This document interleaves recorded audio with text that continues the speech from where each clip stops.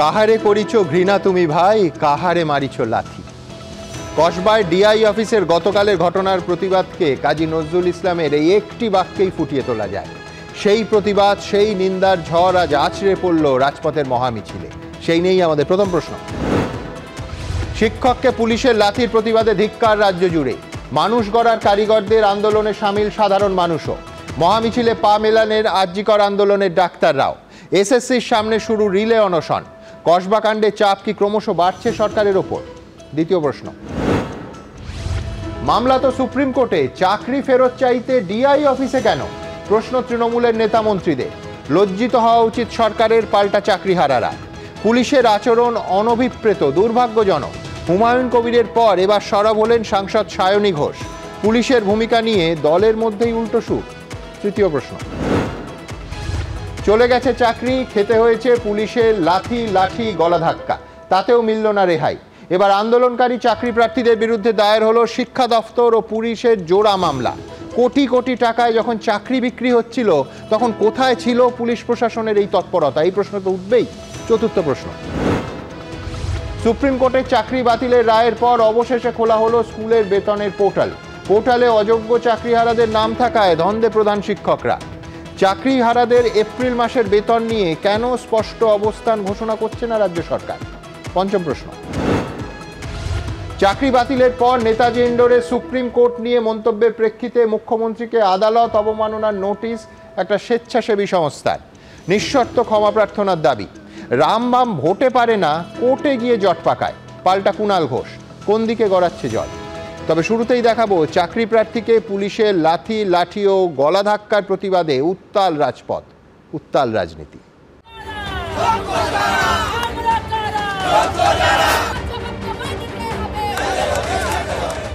শিক্ষক, মানুষ গড়ার কারিগর, জ্ঞানের ফেরিওয়ালা, কিন্তু আজ তারাই চাকরি হারিয়ে পথে। চারিদিক থেকে ঘিরে মারা হচ্ছিল, লাঠিচার্জ করা হচ্ছিল আমাদের উপরে, মানে ঠিক সেই জালিয়ানওয়ালাবাগের মতন, সে জেনারেল ডায়ার। পুলিশের লাঠিতে আজ তাদের সম্মান ভুলুণ্ঠিত। সেখানে গিয়ে লাঠি জুটেছে এবং লাঠি জুটেছে, এটা শিক্ষক সমাজ কখনোই আশা করে না। কিন্তু সমাজ গড়ার কারিগররা যে একা নন, গোটা সমাজ যে এই সংকটকালে তাদের পাশে, তা স্পষ্ট হয়ে গেল বৃহস্পতিবার রাজপথের এই ছবিগুলো থেকে। উঠল সেই উই ওয়ান্ট জাস্টিস স্লোগান।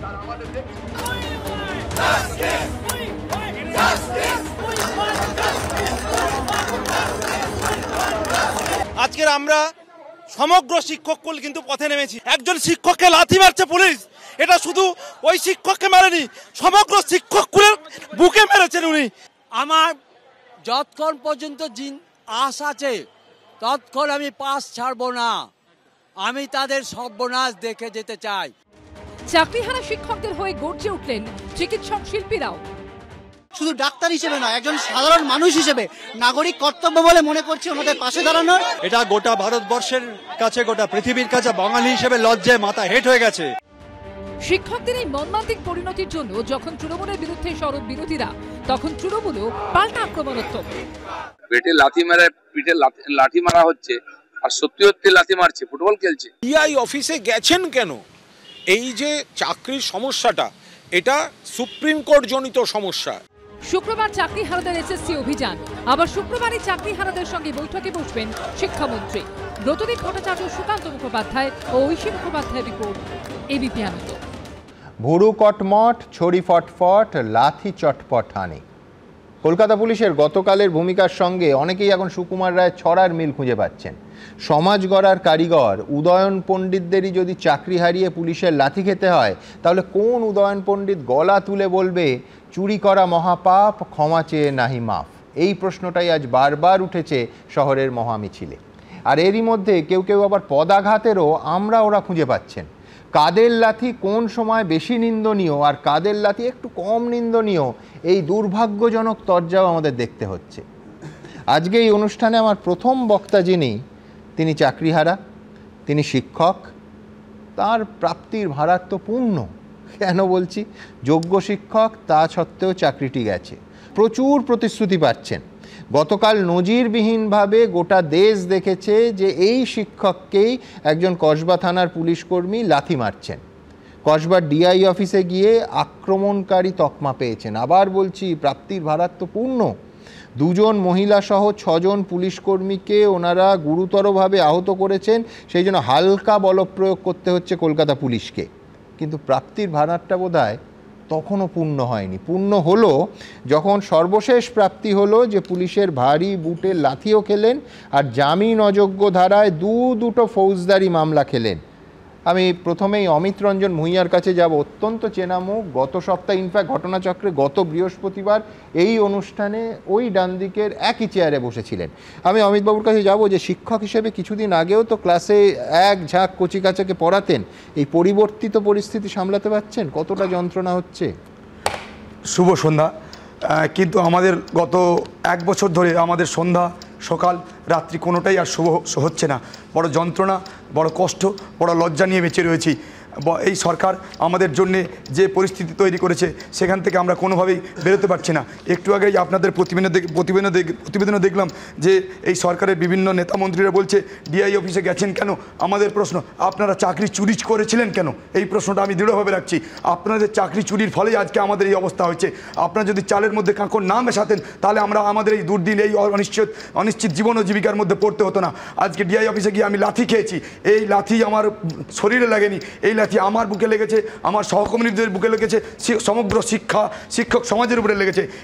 এটা লজ্জার। এটা পশ্চিমবঙ্গ, যে পশ্চিমবঙ্গ বিবেকানন্দ, রবীন্দ্রনাথ, বিদ্যাসাগরের পশ্চিমবঙ্গ, নেতাজির পশ্চিমবঙ্গ, সেই পশ্চিমবঙ্গে আজ শিক্ষককুল ভুল লুণ্ঠিত। ডিআই অফিসে আমাদের কিছু সাধারণ দাবি ছিল, আমরা খুব শান্ত হবেন একটা সাধারণ আন্দোলনের মধ্যে দিয়ে গিয়েছিলাম, কিন্তু সেখানে পুলিশ নির্মমভাবে আমাদেরকে লাঠিপেটা করেছে, লাথি মেরেছে। সত্যি সরকারের যদি এই মুখ হয়, এই মুখ কিন্তু মানবিক নয়। সরকার চুরি করবে তার দায় আমাদের নিতে হবে।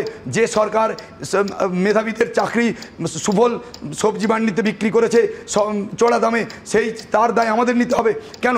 আমরা তো কোনো সিস্টেমের কি নিয়ম, কি হবে, কবে রিক্রুটমেন্ট হবে, কবে কাউন্সিলিং হবে, কে স্ক্যান করবে, আইনি জটিলতা এর মধ্যে আমরা জড়িত নয়। তাহলে আমাদের কেন এই দায় নিতে হবে?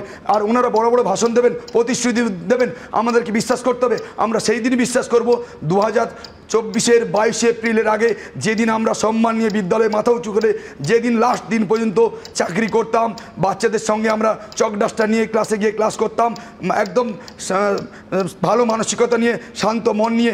সেই পরিস্থিতি যতদিন না তৈরি হবে আমরা কাউকে বিশ্বাস করছি না। আচ্ছা, আমি এইখানে আমি পরের প্রশ্নে আসবো। সেটা হচ্ছে, কালকে একেবারে প্রেস কনফারেন্স করে রাজ্যের মুখ্য সচিব, Kolkata police commissioner, ADG law and order বলেছেন যে এটা রিয়েল পিকচার নয়, যে পিকচার আপনারা পোর্ট্রে করছেন। আপনারা ল অ্যান্ড অর্ডার নিজেদের হাতে তুলে নিয়েছেন। 1, 2, আপনারাই আগে আক্রমণ করেছেন, তারপর ওই পুলিশকর্মী প্রত্যাঘাত করে। 3, আপনাদের আক্রমণে 2 জন মহিলা পুলিশকর্মী সহ 6 জন পুলিশকর্মী গুরুতর আহত হয়েছেন। আচ্ছা, 4 হচ্ছে যে সেই জন্য বাধ্য হয়ে পুলিশকে হালকা বল প্রয়োগ করতে হয়েছে। এক্সাক্ট ওয়ার্ডটা মৃদু বল প্রয়োগ ছিল, হালকা। ওটা অফিশিয়াল রিলিজে। তো ব্যাপারটা আপনাদের বিভিন্ন সংবাদ মাধ্যম, তাদের ভিজুয়ালস অ্যাভেলেবেল রয়েছে, কারা বল প্রয়োগ করছে, কাদের হাতে লাঠি ছিল, কারা। দেখুন, এই যে ভাঙা লাঠি আমরা দেখিয়েছি, এই লাঠি আমাদের মেরে ভেঙে দেওয়া হয়েছে। এই লাঠির টুকরো আমরা সংগ্রহ করেছি। এইটা কসবা থানার লাঠি। দেখুন, এই লাঠি আমরা সাধারণ নয়, আপনি দেখলেই বুঝতে পারবেন এটা পুলিশের লাঠি। ভেঙে আমাদের লাঠি করেছে। আমাদের এক সহকর্মী কালকে ওখানে উলঙ্গ হয়ে শুধু ইনারওয়্যার পরেছিল, আপনারা দেখেছেন সেটা তার গোটা পায়ে মেরে একদম কালশিটে মেরে দিচ্ছে। আমার এখানে পায়ে মেরেছে, কিন্তু আসল ব্যথাটা মনে হয় আমাদের শরীরে নয়, আমাদের মনে লেগেছে, আমাদের শিক্ষক সমাজ, শিক্ষা ব্যবস্থার উপরে লেগেছে, আমাদের হৃদয়ে লেগেছে। এই লজ্জা পশ্চিমবঙ্গের লজ্জা, শিক্ষা ব্যবস্থার লজ্জা, এই লজ্জা বাংলার লজ্জা। এই লজ্জা আমরা কোথায় রাখবো? আমরা কি করে মাথা উঁচু করে দেশের মাথা উঁচু করবো? যে শিক্ষা সংস্কৃতির জন্য বাঙালি পরিচিত, আমরা যদি শিক্ষা যদি এইভাবে পিছিয়ে যায়, স্কুলগুলো যদি এই অবস্থা হয়, আর স্কুলগুলো। আমি একটা কথা বলুন, যেহেতু ওই পুলিশকর্মী আপনাকেই মারছে, তার আগে ওই পুলিশকর্মী কসবা থানায় যিনি কাজ করেন তার ওপর কি কোনো আক্রমণ হয়েছিল? প্রথম আক্রমণটা ওনারাই করেছেন। আমরা ভেতরে ঢোকার পর আমাদের তালা দেওয়া কর্মসূচি ছিল, আমরা দিয়ে শান্তভাবে ভেতরে বসেছিলাম। ওনারাই ঠেলাঠেলি করে, ওনারা যে ভিডিওটা দেখাচ্ছেন তার আগের ভিডিওটা ওনারা দেখেননি, ওনারা পরেরটা দেখাচ্ছেন। আগের ভিডিও ছিল ওনারাই লাঠি নিয়ে উঁচিয়ে আমাদেরকে আক্রমণ করেছেন।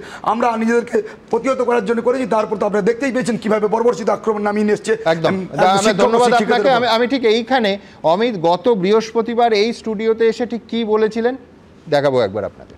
রাজ্য সরকার চুরি করেছে এটা প্রমাণিত। তার দায় আমরা যোগ্যরা, যারা অন্যায় করেনি, যারা অনেস্টলি যারা কোনো টাকা দেয়নি, তারা এর দায় নেবে কেন? কেন আমি আমার নিজের জীবন ও জীবিকার মূল্য চোকাতে হবে? রাজ্য সরকার চুরি করেছে, সেই চুরি অবশ্যই 1 নম্বর দায়ী। দেখুন, দক্ষিণ 24 পরগনা নকুল সহদেব হাই স্কুলের ভৌত বিজ্ঞানের শিক্ষক অমিত, এরম অজস্র অমিত যাদের কাছে বহু প্রশ্নের উত্তর নেই, তারা প্রশ্নের উত্তর চাইছে যে তাদের এই দুর্ভাগ্যের পেছনে কে? কোনোদিন এই দুর্ভাগ্যের কালো মেঘটা কেটে যাবে? ঠিক এইখান থেকে এই প্রশ্ন, এবং কালকে ওদের সঙ্গে যা হয়েছে তার প্রতিবাদে আজকে রাজপথে মানুষের ঢল। ওই যে বলছিলাম না, মানুষ গড়ার কারিগররা পুলিশের লাথি খাওয়ার প্রতিবাদে মানুষের ঢল। কলকাতার রাজপথে জেলায় জেলায় এই প্রতিবাদে মিছিল হয়েছে। পরের প্রতিবেদন।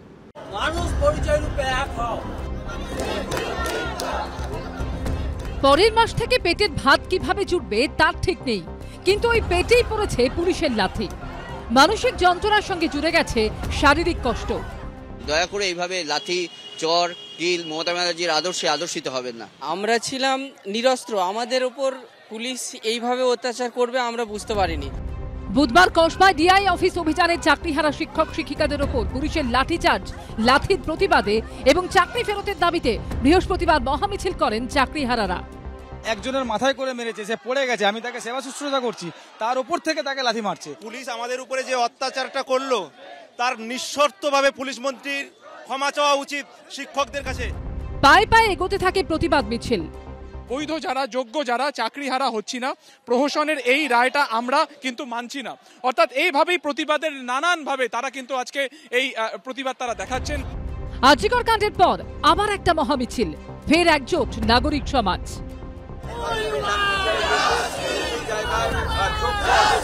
দেখতে পাচ্ছি অশীতিপর এই বৃদ্ধ, তিনি আমরা দেখতে পাচ্ছি যে একেবারে চারিদিকে বিভিন্ন রকম ভাবে কিন্তু প্রতিবাদের ভাষা রয়েছে, লজ্জা নেই। অর্থাৎ আজকে আনন্দবাজার পত্রিকাতে সেই ছবি কিন্তু এই মুহূর্তে একেবারে তিনি কিন্তু রয়েছেন। আমার দায়বদ্ধতা, আমি মানুষের বাচ্চা হলে আজকে যে মানুষের আহার কেড়ে নিচ্ছে আমি সেখানে বসে থাকতে পারি না। আমার দায়বদ্ধতা তাদের সঙ্গে থাকা, তারা যতদূর নিয়ে যাবে আমি ততদূর যাব। চলুক, আমার পুলিশের সামনে দাঁড়াবো, পুলিশ আমাকে মারে। চাকরিহারা শিক্ষক শিক্ষাকর্মীদের উপর পুলিশের লাঠিচার্জের প্রতিবাদে গর্জে উঠেছেন বিদ্যুৎজনেরাও। শিক্ষককে যদি ছাত্রদের সামনে লাথি মারে তবে সমাজে কি রইল, এইটুকু বোঝার ক্ষমতা তাদের নেই।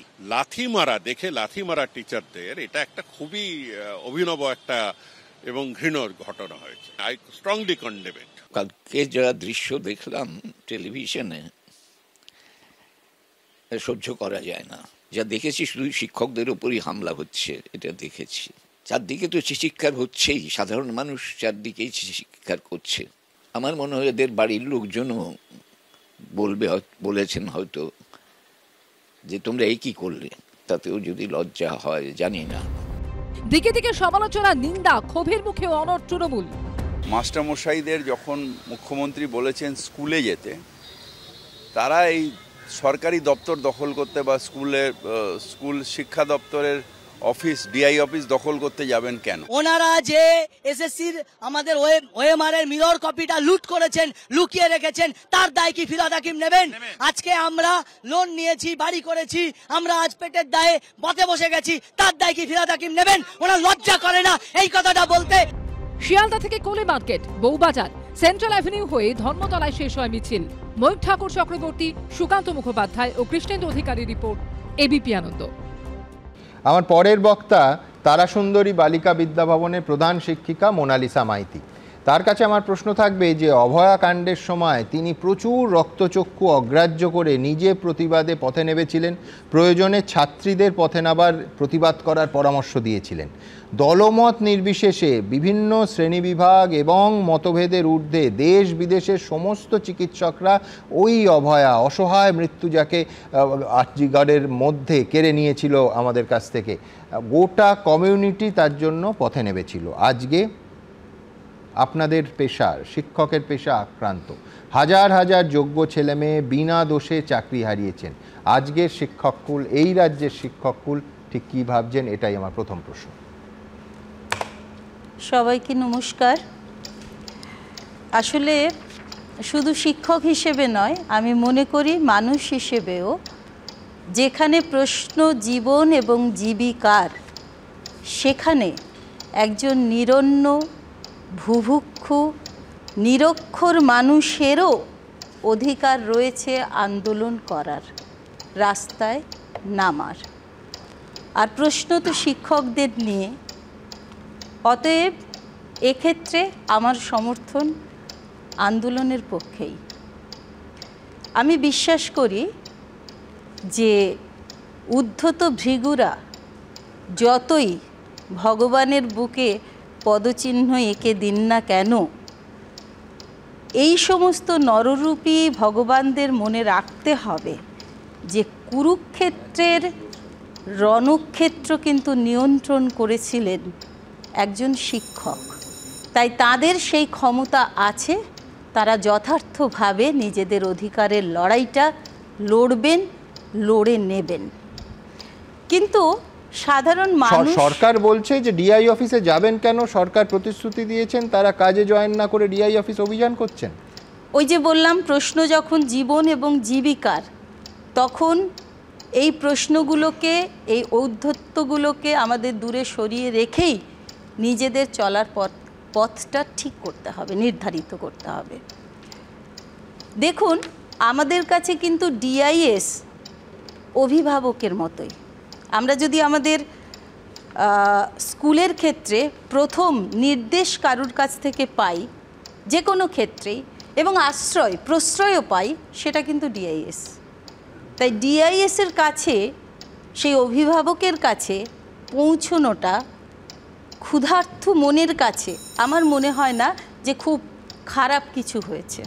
এবার কিভাবে তারা সেই ব্যবস্থাটাকে বাস্তবে নিয়ে গেছেন, আন্দোলন কীরকম ছিল, সেগুলো নিয়ে কথা উঠতে পারে, কিন্তু যাওয়াটা কখনোই অন্যায়ের বলে আমি মনে করি না, বা অনিয়ম বলে মনে করি না। কিন্তু আপনাদের এখানেই আমি গত পরশুদিন রাত্রে একটা অনুষ্ঠান দেখেছিলাম, সেখানে আমি দেখলাম যে দুটি পক্ষ থেকেই একটা সুন্দর বার্তা এসেছিল। নিশ্চিন্তে বলতে পারেন একটু ঘুমোতে গিয়েছিলাম, কিন্তু পরের দিন স্বপ্ন ভঙ্গ হয়। স্বপ্ন কথাটা আমি খুব ভেবে চিন্তেই বললাম, কারণ বাস্তবে তো কিছু পেলাম না। কিন্তু আমার সবার কাছে আবেদন যে আজ যদি প্যালেস্তাইন আর ইসরায়েল সাদা একটা টেবিলের সামনে মুখোমুখি বসতে চায়, আমার মনে হয় গাজার সেই সমস্ত মৃত প্রাণও চাইবে যে এই আলোচনা চলুক, তাতে যদি আমাদের আরেকবার মরতে হয় আমরা মরব। আমরাও চাই আমাদের সামনে অনুসরণ করার মতো নেতার বড্ড অভাব এই মুহূর্তে।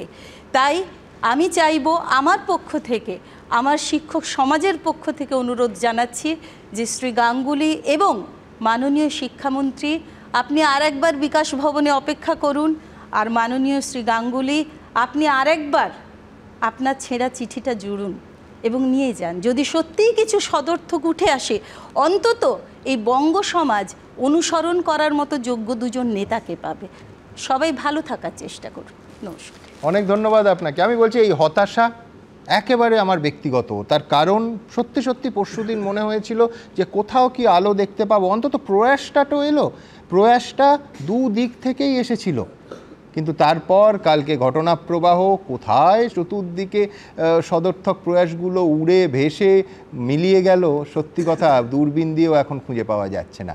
আমি ঠিক এই জায়গা থেকে আমার পরের প্রতিবেদন আপনাদের সামনে রাখবো, যেখানে কবি সুবোধ সরকার ওই লাথি মারাকে কেন্দ্র করে একটা কবিতা লিখেছেন। গণশক্তিতে দেখলাম কবি মৃদুল দাশগুপ্তও লিখেছেন।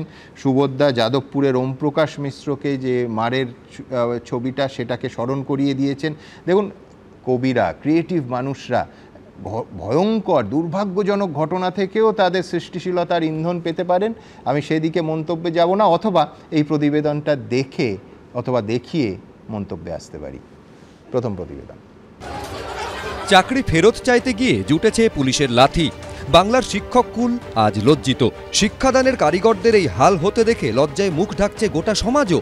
কিন্তু বঙ্গ রাজনীতির অঙ্গ হিসাবে লাথি নিয়েও শুরু হয়ে গেছে আমরা ওরা। পুলিশের আচরণের জেরে যখন রাজ্য সরকার তৃণমূল চারদিক থেকে আক্রমণের মুখে, তখন ফেসবুকে লাথি নামে একটি কবিতা লিখে বিতর্কে নতুন মাত্রা যোগ করলেন শাসকপন্থী বিদ্বজ্জন কবি সুবোধ সরকার। বেরিয়ে আয় কসবা নিয়ে কবিতা লেখ শালা, ভদ্রলোক হলে লিখব, তার আগে তাহলে যাদবপুর হোক। যাদবপুরে হয়নি জ্বালা, কসবাতেই জ্বালা।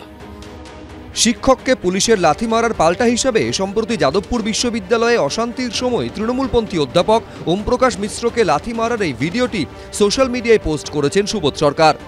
কিন্তু যাদবপুরেই যখন লাথি হলো সেই কবিতাটা লিখলেন না কেন তাহলে? যাদবপুর এখানে একটা প্রতীক, একজন ছাত্রই তো, তিনি একজন নামী অধ্যাপকের পেছনে কোমরে লাথি মারছেন, এটা কল্পনা করা যায় না। গতকালেরটা আমি লাথির কোনো ওই লাথি এই লাথি এরকম বলে আলাদা কোনো ব্যাখ্যা করাটা কোনো মানে হয় না। কিন্তু এটা সত্যি যে পুলিশকে কোন রকম প্রভোকেশন না করলে, এটা সত্ত্বেও আমি বলবো যে পুলিশ লাঠিটা মেরেছে সেটা দেখতে খুব খারাপ লাগছে। যাদবপুরের লাথি না কসবার লাথি, কোন লাথিটা বেশি অপরাধমূলক মনে হয় আপনার কাছে? যাদবপুরের একজন মাস্টার মশাইকে পেছন থেকে তার কোমরে লাথি মারা, এটা ভাবা যায় না, এবং সেটা সবাই দেখলেন। কবি সুবোধ সরকারের এই ভূমিকার তীব্র সমালোচনা করেছেন চাকরিহারারা। সুবোধ সরকার যখন যে মন্তব্য করেছে, দুটো ঘটনা দুরকম। ওখানে যে ঘটনাটা ঘটেছিল সেটা একটা রাজনৈতিক অভিসন্ধি ছিল, আমাদের কোনো রাজনৈতিক অভিসন্ধি নেই। উনি ওনার মতো লিখতেই পারে, কারণ উনি হচ্ছে কি রাজ্য সরকারের একজন প্রতিনিধি, উনি ওনার কাছ থেকে মানে উনি ওনার ভাতা পান, অনেক কিছু পান, কিন্তু আমরা নিজের যোগ্যতায় নিজের এই জায়গায় এসেছি। কবি মৃদুল দাশগুপ্তর কবিতাতেও উঠে এসেছে লাথি মারার প্রসঙ্গ, তবে অন্য ভাবনা চিন্তা থেকে। শাসকের সমালোচনা করে তিনি লিখেছেন, আজকে তুমি মারছো লাঠি, আজকে তুমি মারছো লাথি, মূর্খ হবে তোমার মেয়ে, বনবে গাধা তোমার নাতি। যদিও তৃণমূল কিন্তু পুলিশের লাথির পরিবর্তে যাদবপুরের লাথির প্রসঙ্গ টেনে কার্যত লাথি যুদ্ধ শুরু করে দিয়েছে। কদিন আগে যাদবপুরে যখন ওমপ্রকাশ মিশ্রকে এই রামবামের ছাত্ররা পেছন থেকে গিয়ে খুব বিসদৃশ কুৎসিত নোংরাভাবে পদাঘাত করলো পেছন থেকে, সেটার তো নিন্দা হলো না।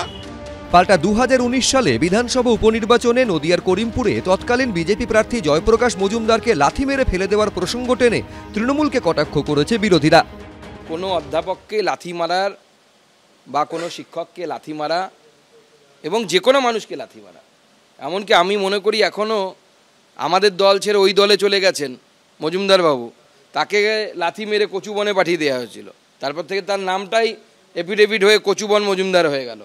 আমরা তারও বিরোধী, এখনও তৃণমূলে আছেন উনি, তবুও আমরা তার বিরোধী। লাথি কেন মারবে? লাথিরও আমরা ওরা, এটাই দেখতে বাকি ছিল, আক্ষেপের সুরে বলছেন অনেকেই। কৃষ্ণেন্দু অধিকারী, আশাবুল হোসেন, ঝিলম করঞ্জাই, এবিপি আনন্দ।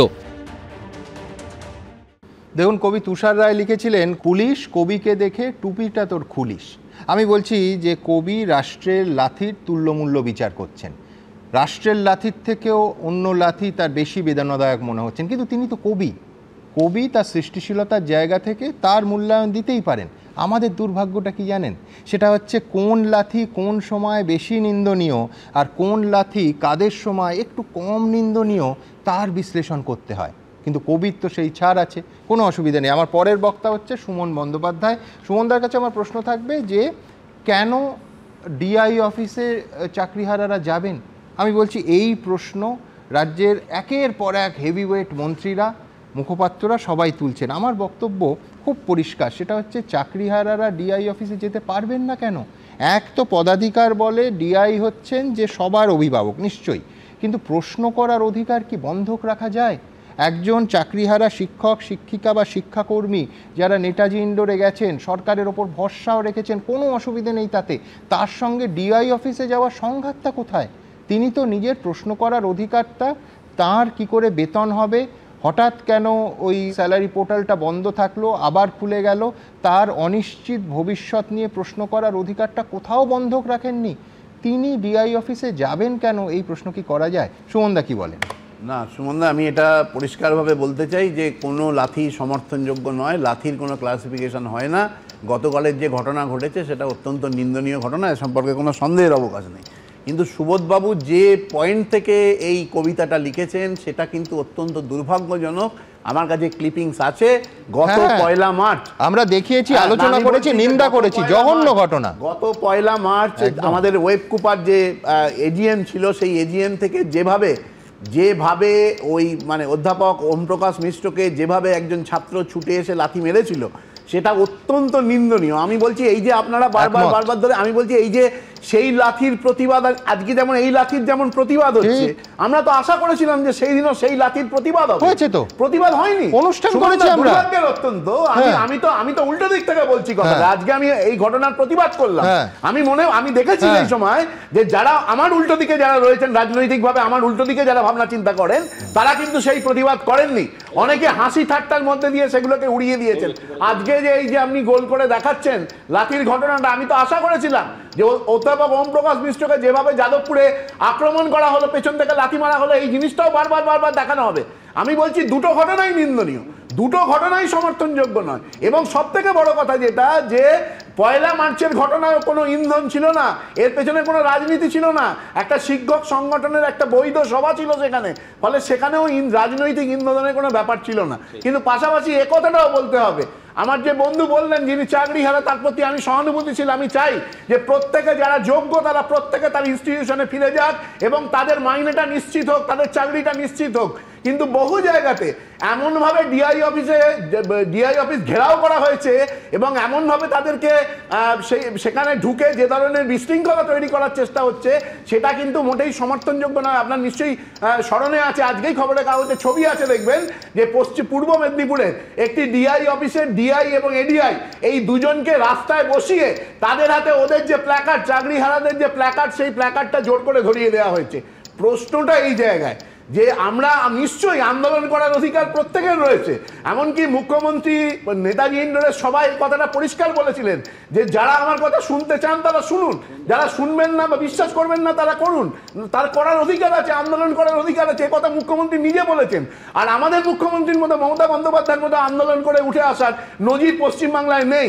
ফলে সার্বিকভাবে যে ঘটনাগুলো ঘটছে সেই ঘটনার একটা সমাধান চাওয়া উচিত। এটা মোনালিসা ম্যাডাম সঠিকভাবে বলেছেন যে একটা টেবিলে বসে আলাপ আলোচনার মাধ্যমে হওয়া দরকার। গতকাল অভিজিৎ গাঙ্গুলির যে ঘটনা, এটা অত্যন্ত দুর্ভাগ্যজনক। গত পরশু দিনে টিভিতে দেখে আমিও আশ্বস্ত হয়েছিলাম যে তিনি একটা চিঠি নিয়ে গিয়ে পৌঁছবেন।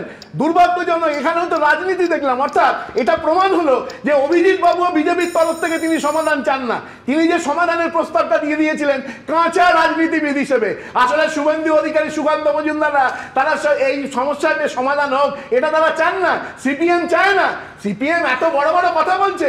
আজকে 1992 সালে তাদের মনে নেই যে যখন অবসরের বয়সটা 65 থেকে কমিয়ে 60 করে দেওয়া হলো, একসঙ্গে প্রাথমিক থেকে মাধ্যমিক পর্যন্ত 73,000 শিক্ষক শিক্ষিকার চাকরি চলে গেল এক কথায়। সেই সময় যে আন্দোলন, সেই আন্দোলনে লাঠিপেটা করা হয়েছিল, সেন্ট্রাল জেলে নিয়ে গিয়ে মাঝরাত্রে তাদের ছাড়া হয়েছিল, তখন আমাদের মুখ্যমন্ত্রী ছিলেন জ্যোতি বসু। ফলে আমি বলছি যে যেটা হয়েছে অন্যায় হয়েছে। আমরা মনে করি যে যেই অন্যায় সমাধান করার জন্যই মুখ্যমন্ত্রী নেতাজি ইন্ডোরে ওই চাকরি হারাদের যারা দেখিয়েছিলেন এবং এটা নিশ্চিত করেছেন যে মাইনের পোর্টালের কথা হচ্ছে, সেই মাইনের পোর্টাল ইতিমধ্যে খুলে গেছে। আগামী মাসে মাইনের পোর্টাল তো শেষ খুলে গেছে। আগামী মাসের মাইনেটা নিশ্চিত করেছেন মুখ্যমন্ত্রী। চাইছেন যদি না পেয়েছেন, যদি না পেয়েছেন আপনি আসবেন এখানে।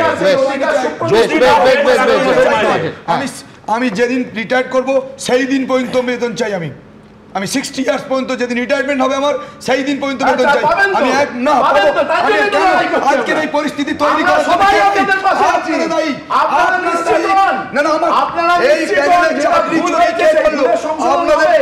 আমাকে একটা প্রশ্ন দিন, আমরা অনেকবার ভেবেছিলাম রত্নাকর বাল্মীকি হবে, কিন্তু আপনার এসএসসি, আপনার রাজ্য সরকার দস্যু রত্নাকর থেকে বাল্মীকি হওয়ার কোনো চেষ্টা করেননি। আমরা তো প্রত্যাশা করেছিলাম যে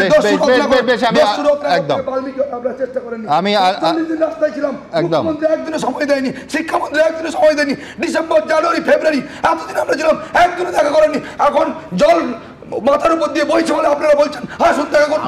আপনাদের মিথ্যা প্রতিশ্রুতি আমরা বলি না, এটার পরিস্থিতিটা তৈরি হচ্ছে সুপ্রিম কোর্টের এই প্রতিশ্রুতি কে তৈরি করলো?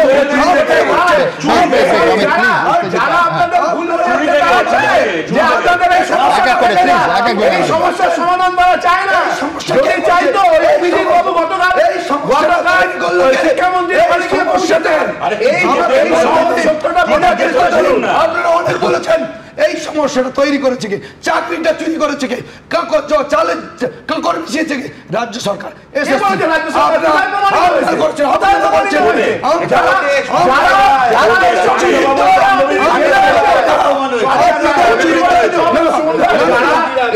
জড়িত তারা জেলে আছে। দেখুন সাব জুডিস ব্যাপার, আদালতকে বিচার করতে দিন। আরেকটা আশঙ্কা করছি, আমরা চাকরি হারিয়েছি, পেটে খাবার হারাচ্ছি, পিঠে লাথি খাচ্ছি, এরপরে প্রশাসন আমাদের উপরে নির্মম অত্যাচার নামিয়ে নিয়ে আসবে, এই আশঙ্কা করছি আমরা। আইনজীবী আছেন, পুলিশ কর্তা আছেন, আমি আসবো, কিন্তু তার আগে যেহেতু সুমনদা রাজনৈতিকভাবে অন্য দল নিন্দা করেননি বলছেন, আমার কিছু বলার নেই, তাদের উত্তর দুই রাজনৈতিক দলের প্রতিনিধি দেবেন, আগে শতরূপ দেবে। কিন্তু তার আগে দ্রুত একবার আপনাদের সামনে যাদের স্মৃতি দুর্বল তাদের একটু মনে করিয়ে দিই যে অধ্যাপক ওমপ্রকাশ মিশ্রের ওপর যখন আক্রমণ হলো সেই দিন সুমনদা স্টুডিওতে ছিলেন না, সমীর চট্টোপাধ্যায় ছিলেন। সমীর চট্টোপাধ্যায় সেই ফুটেজ তার মোবাইলে সংগঠনগতভাবে প্রথম পাওয়া মাত্র তিনি দেখান এবং বলেন সেই ঘটনায় আমরা তীব্র নিন্দা করি। আমি অনুষ্ঠান শুরু করেছিলাম যে যাদবপুরের ঘটনা নিয়ে আমাদের যা স্ট্যান্ড, আমার যা বক্তব্য, তাতে কোনো পক্ষ সন্তুষ্ট হবেন না। তার কারণ দুপক্ষই একটা এক্সট্রিম ন্যারেটিভ, একটা সম্পূর্ণ মেরুকরণের রাস্তায় হাঁটছিলেন। এক পক্ষ, আমরা এটাও বিশ্বাস করি না যে শিক্ষামন্ত্রীকে ওই ছাত্রছাত্রীরা খুন করার চেষ্টা করেছে, আবার এইটাও বিশ্বাস করি না যে শিক্ষামন্ত্রী বলেছেন ওই ছাত্রের ওপর গাড়ি চালিয়ে দাও যাতে সে মারা যায়।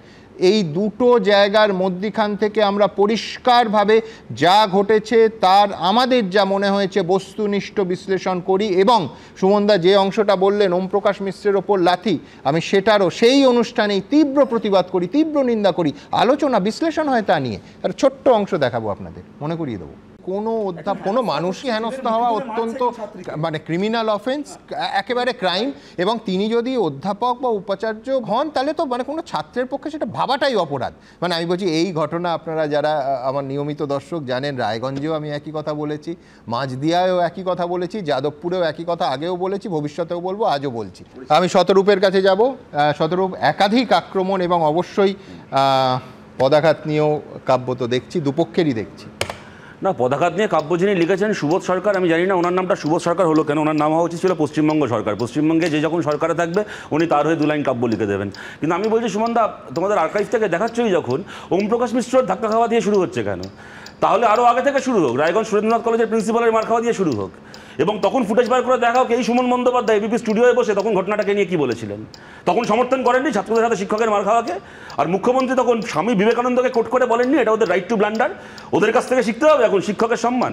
আরও পিছিয়ে যাও, এই মুখ্যমন্ত্রীকে মুখ্যমন্ত্রী করার জন্য 2010 সালের 5ই সেপ্টেম্বর আনন্দবাজার পত্রিকার প্রথম পাতায় এত বড় ছবি বেরিয়েছিল, দিবাকর মাহাতো, তিনি একজন শিক্ষক, মাওবাদীদের হাতে খুন হয়ে পড়ে আছেন, হাতে একটা কলম ধরা রয়েছে। ওই দিবাকর মাহাতোর কলম ধরা হাত দিয়ে আলোচনা শুরু হোক, ওমপ্রকাশ মিশ্র ঘাট ধাক্কা দিয়ে শুরু হবে কেন? আর আমি আজকের আলোচনায় আসছি সুমনদা, আপনি বললেন মেদিনীপুরের যারা ডিআই অফিসে যারা বিক্ষোভ দেখাতে গেছে তারা কেন আমরা যোগ্য সেই প্ল্যাকার্ড ডিআই এর হাতে ধরিয়ে দিয়েছে, ডিআইএস এর হাতে ধরিয়ে দিয়েছে। আর আপনি মশাই আগের দিন নেতাজি ইন্ডোর স্টেডিয়ামে আমরা যোগ্য প্ল্যাকার্ড নিয়ে বসছিলেন কেন দাদা? আপনি কি আপনার চাকরি গেছে? নেতাজি ইন্ডোর স্টেডিয়ামে তো আপনার ছবি বেরিয়েছিল ফেসবুকে, আমি দেখাচ্ছি, এক্ষুনি আপনাকে দেখাচ্ছি, ছবি দেখাচ্ছি, ভিডিও দেখাচ্ছি। আমি এই কারণে বলছি, হ্যাঁ আমি এই কারণে বলছি, এক সেকেন্ড ভাই, এক মিনিট, আপনি কি করতে গেছিলেন নেতাজি ইন্ডোরে? সভা তো ছিল যারা চাকরি হারিয়েছে তাদের জন্য। আচ্ছা, হ্যাঁ এক্স্যাক্টলি, ভেরি গুড। আপনার বলার সময়, আপনার বলার মাঝখানে থামিয়ে দিয়ে আমি সহানুভূতি দেখাইনি, এরপর থেকে দেখাবো কিন্তু এরকম হলে। কেমন সহানুভূতি না আপনার?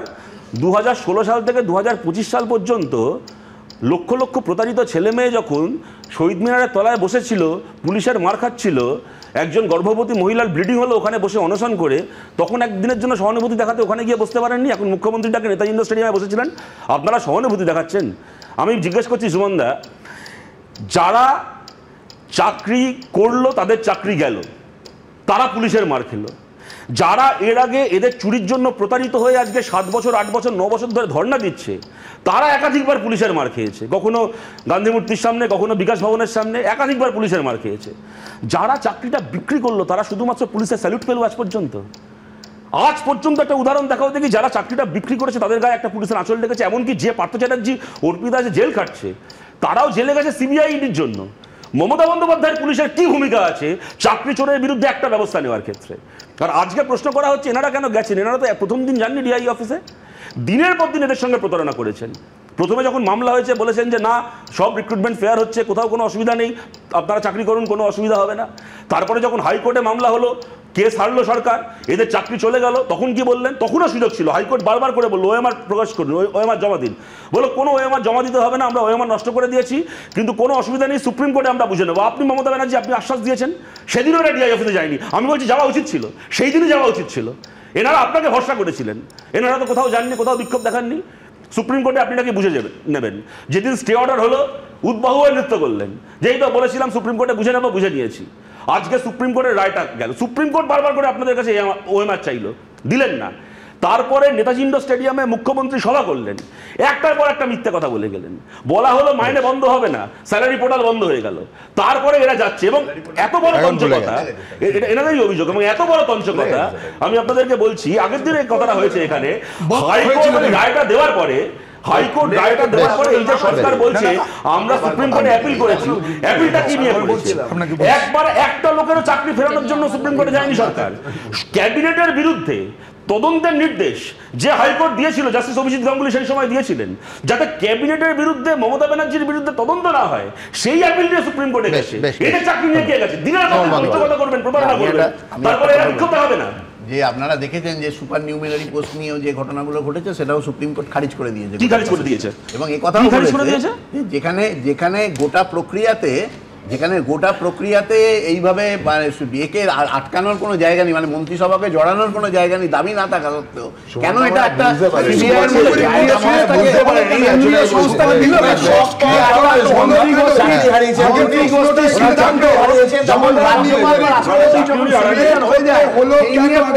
অধিকার নিয়ে প্রশ্ন করার অধিকার বা তদন্ত করার অধিকার। আমি আলোচনাটাকে তরজার বাইরে তুলি।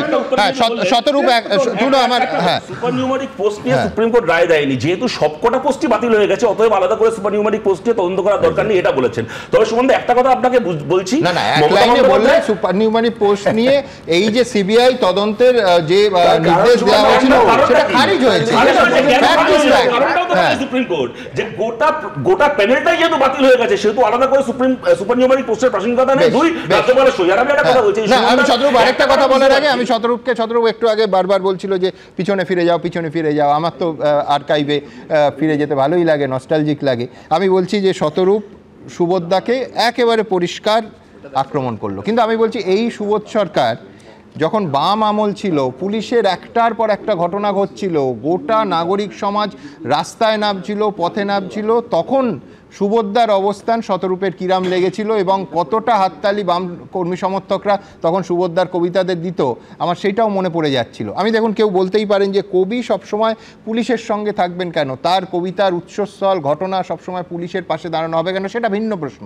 কবি সিদ্ধান্ত নেবেন তিনি কোন বিষয়ে কবিতা লিখতে স্বচ্ছন্দ বোধ করেন। কিন্তু নন্দীগ্রাম ধরুন, সিঙ্গুরের সময় একেবারে দ্বিধাবিভক্ত ছিল জনমানস। নন্দীগ্রামের পরে যেটা বারবার আমার মনে পড়ে, বুদ্ধদেব ভট্টাচার্যকে একাধিক, তিনি মুখ্যমন্ত্রী থাকার পর, মুখ্যমন্ত্রিত্ব চলে যাওয়ার পর বারবার এই স্টুডিওতে বহু প্রশ্নে কোনো দিন বুদ্ধদেব ভট্টাচার্য কিন্তু নন্দীগ্রামে পুলিশি গুলিচালনার পাশে দাঁড়াননি। অত্যন্ত অস্বস্তিতে তিনি পড়তেন এবং সম্পূর্ণভাবে তার নিন্দা করতেন। একদম যার আমলে নন্দীগ্রাম ঘটেছিল তিনি কোনোদিন সেটাকে জাস্টিফাই করার চেষ্টা করেননি, পুলিশের কাজ একেবারে জাস্টিফাই করার চেষ্টা করেননি। এখনও ইউটিউবে আছে, কেউ দেখে নিতে পারেন। বুদ্ধদেব ভট্টাচার্য বারবার বলতেন যে আপনার কি মনে হয় রাইটার্স থেকে আমি নির্দেশ দিয়েছি, বারবার বলতেন। কিন্তু আমি বলছি সেই ঘটনার পরও যে হাতে গোনা, করে গোনা যায় বিদ্বজ্জনেরা, বামপন্থী বিদ্বজ্জনেরা নন্দীগ্রামের ঘটনার পর পুলিশকে সাপোর্ট করেছিলেন, পুলিশের ঘটনার এই গুলিচালনার জাস্টিফিকেশন দেওয়ার চেষ্টা করতেন, তার মধ্যে সুবোধ সরকার অন্যতম। এবং তখন কিন্তু বামপন্থী কর্মী সমর্থকদের একটা অংশ সুবোধদার বক্তব্যে হাততালি দিত। আমি দ্রুত একবার মনে করিয়ে দিই শতরূপকে যে সুবোধদা ঠিক কীভাবে নন্দীগ্রামে ঘটনার পর পাশে দাঁড়াতেন। যখন বারবার দেখতে শুরু করলাম যে বিমান বসুকে হনুমান সাজিয়ে একটা বিরাট কার্টুন করে রাখা হয়েছে, বুদ্ধদেব বাবুকে নরখাদক হিসেবে কার্টুনে টাঙানো হয়েছে, আমার ভয় ছিল যে এটা একটা রাজনৈতিক মিছিল না হয়ে যায়।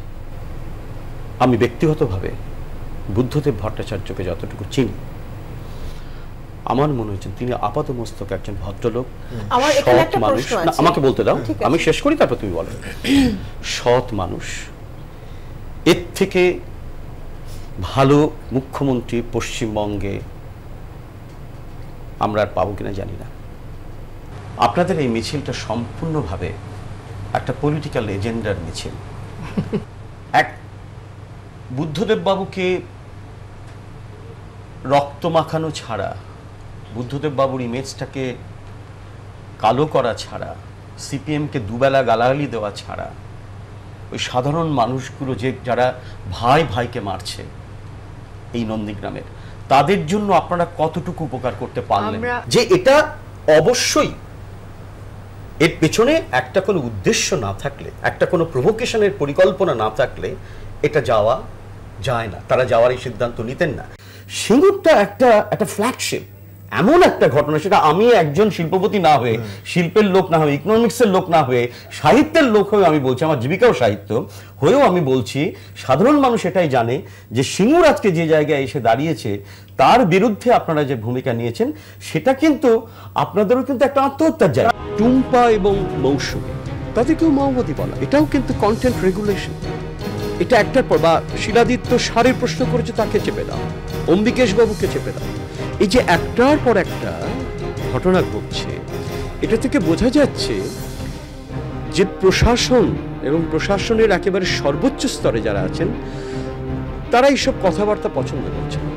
আগা গোড়া বামফ্রন্ট সরকারের নন্দীগ্রামের পরেও পাশে ছিলেন এবং পাশে দাঁড়িয়েছেন সুবোধ সরকার। আমি তো সেই কারণে বলা শুরু করলাম এইটা বলে যে উনি সুবোধ সরকার নন, উনি পশ্চিমবঙ্গ সরকার। যখন যে পশ্চিমবাংলা সরকারে থাকবে উনি তার আগে কথা বলে দেবেন। এর আগে বুদ্ধদেব ভট্টাচার্যের হয়ে যা বলতেন, এখন মমতা বন্দ্যোপাধ্যায় মুখ্যমন্ত্রী উনি তাই বলেন। এরপরে যদি স্যান্ডি সাহেব আর অনুমণ্ডল আমাদের মুখ্যমন্ত্রী হয়, তাদের হয়ে উনি একই কথা বলবেন। আমার সুতরাং আমি এই কারণেই বলছি এখানে উনি গুরুত্বপূর্ণ নয়। আমি যে কথাটা বলছি সুবন্ধা, তা হচ্ছে শিক্ষক নিগ্রহ নিয়ে যদি আমাদের আলোচনা করতে হয়, তাহলে রায়গঞ্জ কলেজের প্রিন্সিপালকে মারার পরে স্বয়ং রাজ্যের মুখ্যমন্ত্রী যদি স্বামী বিবেকানন্দ কোট করে প্রিন্সিপালের মারাটাকে জাস্টিফাই করেন। আমি তোমার উদাহরণ দিচ্ছি, কলকাতায় তপন দাশগুপ্ত কাউন্সিলর তৃণমূলের, ঘটনাচক্রে যাদবপুর ইউনিভার্সিটির সঙ্গেই যে স্কুলটা, সেই স্কুলের হেডমাস্টারকে কানের গোড়ায় চড় মারলেন। তোমরা এবিপি দেখেছো, সমস্ত মিডিয়া দেখিয়েছে। সেই তপন দাশগুপ্ত বছরের পর বছর তৃণমূলের প্রার্থী হন, কাউন্সিলর, আজ অব্দি তিনি কাউন্সিলর। সুতরাং এনাদের কাছ থেকে শিখতে হবে শিক্ষকের সম্মান। আনইন্টারাপ্টেড না, আমি বলছি যে গোটা ঘটনায় যে প্রক্রিয়াটায় যে আলোচনাটা হচ্ছে, সেই আলোচনা থেকে আমরা এখন দ্রুত সরে যাচ্ছি। কিন্তু তাহলে আপনি ফিরে আসুন। আমার প্রশ্ন হচ্ছে যে দুটো লাথি অনভিপ্রেত, তাহলে প্রশ্ন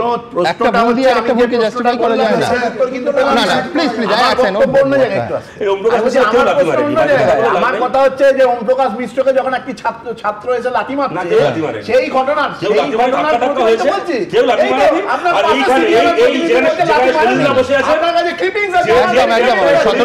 ছবি খুব পরিষ্কার, ওম প্রকাশ মিশ্রকে লাথি মারা হয়েছিল। প্রশ্নটা তো এই জায়গায়, এই জায়গায় আমার একটাই বাক্য বলা আছে, তুমি অধম বলে আমি উত্তম না হইব কেন? একটাই প্রশ্ন, তুমি অধম বলে আমি উত্তম না হইব কেন? আমি বলছি সবাই কেন এই ছোট্ট একটা বঙ্কিমচন্দ্রের বাক্য ফলো করবেন না? আমি ঠিক এইখান থেকে আমার পরের প্রতিবেদন, যে প্রতিবেদন আবার প্রশ্ন তুলবে যে ডিআই অফিসে যাবেন না কেন, যাওয়াটা কি অপরাধ? দেখুন, ডিআই অফিসে গেছিলেন কেন? ডিআই অফিসে গেছেন কেন? শিক্ষা দপ্তরের অফিস, ডিআই অফিস দখল করতে যাবেন কেন? চাকরিহারা শিক্ষকরা যখন চাকরি ফেরত চাইতে ডিআই অফিস অভিযানে গিয়ে লাথি খেলেন, তখন তাদের পাশে দাঁড়িয়ে পুলিশের নিন্দা করার পরিবর্তে শিক্ষামন্ত্রী থেকে পুরমন্ত্রী, তৃণমূলের রাজ্য সাধারণ সম্পাদক, প্রত্যেকের মুখে একটাই প্রশ্ন, গেলেন কেন? ডিআই অফিসে গেছিলেন কেন? তারা গিয়েছিলেন প্রতিবাদ জানাতে। আমাদের সঙ্গে বসতে চাইছেন, ওরাই আমাদের সঙ্গে আলোচনায় আসতে চাইছেন এবং একই সঙ্গে একটা ধ্বংসাত্মক আন্দোলনের দিকে যাচ্ছেন। দুটো তো একসঙ্গে হতে পারে না। সব হারানো শিক্ষকরা বলছেন তারা তাদের হকের চাকরি চাইতে গেছিলেন, আর তৃণমূল অভিযানের মধ্যে রাজনৈতিক পরিকল্পনা দেখছে। ডিআই অফিসে গেছেন কেন? এই যে চাকরির সমস্যাটা, এটা সুপ্রিম কোর্ট জনিত সমস্যা, এসএসসির ইস্যু, সিবিআই তদন্ত করছে। ফলে এই ডিআই অফিস অভিযানটাই রাজনৈতিকভাবে উদ্দেশ্যপ্রণোদিত এবং পরিকল্পিত আক্রমণ। এটা পুরোটাই লেফট এবং আল্ট্রা লেফটের খেলা। এরা মাটিতে পা পাচ্ছে না, যেখানে যা পাচ্ছে সেটাকে ধরছে। পাল্টা তৃণমূলের নেতা মন্ত্রীদের জবাব দিয়েছেন চাকরিহারা শিক্ষকরা। লজ্জা হওয়া উচিত, ওনার লজ্জা হওয়া উচিত। কলকাতার মেয়র হিসেবে ওনার লজ্জা হওয়া উচিত, লজ্জা হওয়া উচিত যে শিক্ষকদের, উনিও তো একজন শিক্ষকের কাছে পড়াশোনা করেছেন, সেই শিক্ষকের গায়ে পুলিশ প্রশাসন। পুলিশ মিথ্যা কথা বলেছে। আমরা শিক্ষিত সমাজ, আমরা সমাজকে শিক্ষাদান করি, আমরা কখনো এরকম কিচ্ছু করিনি, আমরা কোনো ভাঙচুর করিনি, আমরা শুধু কথা বলতে গিয়েছিলাম। ডিআই অফিস অভিযানে তৃণমূলের এই অবস্থানের কড়া নিন্দা করেছে বিরোধীরা। ডিএ রাজ্য সরকারি কর্মচারীরা পাচ্ছে না। মুখ্যমন্ত্রী কত বছর ধরে কত আশ্বাস দিয়েছে, এক চুলো কিচ্ছু হয়েছে। অতএব এই মুখ্যমন্ত্রী হচ্ছে ঠগ মুখ্যমন্ত্রী, মানুষকে ধোকা দিয়ে বোকা বানায়, মিথ্যা প্রতিশ্রুতি দেয়। অতএব এই চাকরি হারারা এটা বুঝে গিয়েছে যে এই মুখ্যমন্ত্রীর প্রতিশ্রুতির কোনো মূল্য নেই, আর যার জন্যই তারা আন্দোলনে যেতে বাধ্য হয়েছে। দুর্নীতির কাছে হার মেনে গেছে সততা, আর এবার তাদের আন্দোলনের রূপরেখা নিয়ে প্রশ্ন তুলে দিল শাসক দল। আশাবুল হোসেন, ঝিলন করঞ্জাই ও রুমা পালের রিপোর্ট, এবিপি আনন্দ। আমার পরের বক্তা তরুণ জ্যোতির কাছে আমি আসবো। আমি বলছি, অমিত একটা আশঙ্কা প্রকাশ করেছেন তরুণ জ্যোতি। এক হচ্ছে যে ডিআইয়ের অভিযোগের ভিত্তিতে একটা কেস শুরু হয়েছে, পুলিশের সুমোটো কমপ্লেনে একটা কেস শুরু হয়েছে, দুটোই নন বেলেবল সেকশন, ফৌজদারি ধারা দেওয়া হয়েছে। আমি বলছি, পুলিশ একজন শিক্ষককে লাথি মারলো, চাকরিহারা শিক্ষকদের এইভাবে পেটালো, তাদের বিরুদ্ধে কোনো অ্যাকশন শুরু হলো না, কোনো কেস শুরু হয়েছে বলেও আমার জানা নেই। আইন কি বলছে তরুণ? সুমনদা, পশ্চিমবঙ্গ পুলিশের উন্নতি হয়েছে, সেটা তোমরা অস্বীকার করতে পারবে না। এটা পুলিশের ব্যাপক রিফর্ম হয়েছে, আর ধীরে ধীরে হয়েছে। কীরকমভাবে? চাকরি প্রার্থী যারা ছিল তাদেরকে পুলিশ মারধর করেছে, রাতের অন্ধকারে তুলে দিতে আমরা দেখেছি। চাকরি প্রার্থীকে পুলিশ কামড়ে দিয়েছে আমরা দেখেছি। আমরা দেখলাম একজন চাকরি হারা তার দাবি নিয়ে যখন গেছে তাকে লাথি মারতে। পশ্চিমবঙ্গ পুলিশ কোনো বিভেদ করেনি। চোর, জোচ্চোর, চাকরি প্রার্থী, চাকরি হারা সবাইকে এক আসনে বসে দিয়েছে। এটা উন্নতি বলতে হয় পুলিশের। খালি দুধ দেওয়া গরু দেখলে পুলিশ ভয় পেয়ে যায়, শাটারের পেছনে লুকিয়ে পড়ে। বাদবাকি তারা ভীষণ বীর, বাদবাকি ভীষণ অত্যাচার করতে পারে, লাথি মারতে পারে, কামড়াতে পারে। খালি মানে দুধ দেওয়া গরু দেখলে তারা ভয় পালায়। সুমনদার উপমার কথা হচ্ছিল। ফার্স্ট থিং তো আমি ওনাদেরকে বলবো, লিগ্যাল আসপেক্ট যেটা আছে ওনার অবিলম্বে উচিত কোয়াশিংয়ে যাওয়া, কারণ পুরো ভিডিওটা সামনে আছে। সেকেন্ড, ওনাকে বলবো, ওনাকে যে পুলিশ লাথি মেরেছে, আমি তাকে ভদ্রলোক বলতে পারছি না, যাই সেই লোকটা পুলিশ অফিসার, তার বিরুদ্ধে ওনারা মামলা করা উচিত অবিলম্বে। করেছেন কিনা আমি জানি না, আর ওনার কোয়াশিংয়ে যাওয়া উচিত। সন্ধ্যা কত পয়েন্ট বলা উচিত। আমি তরুণ, আমি একটা শুধু বলি, পুলিশ আজকে ফেসবুকে একটা ভিডিও পোস্ট করেছে, আমরা দেখিয়েছি। তাতে একজন প্রতিবাদকারী চাকরিহারা শিক্ষক বলছেন পেট্রোল দিয়ে জ্বালিয়ে দাও। পুলিশ এরকম ভিডিও একটা এসছে, আরও অনেকগুলো ভিডিও ওনারা পোস্ট করেছেন, যে ভিডিওগুলো আমরা দেখেছি। বিভিন্ন সংবাদ মাধ্যম যে ভিডিওগুলো দেখেছে সেগুলো আমরা দেখেছি। একজন ওই হালকা বল প্রয়োগের নমুনা আমরা দেখেছি।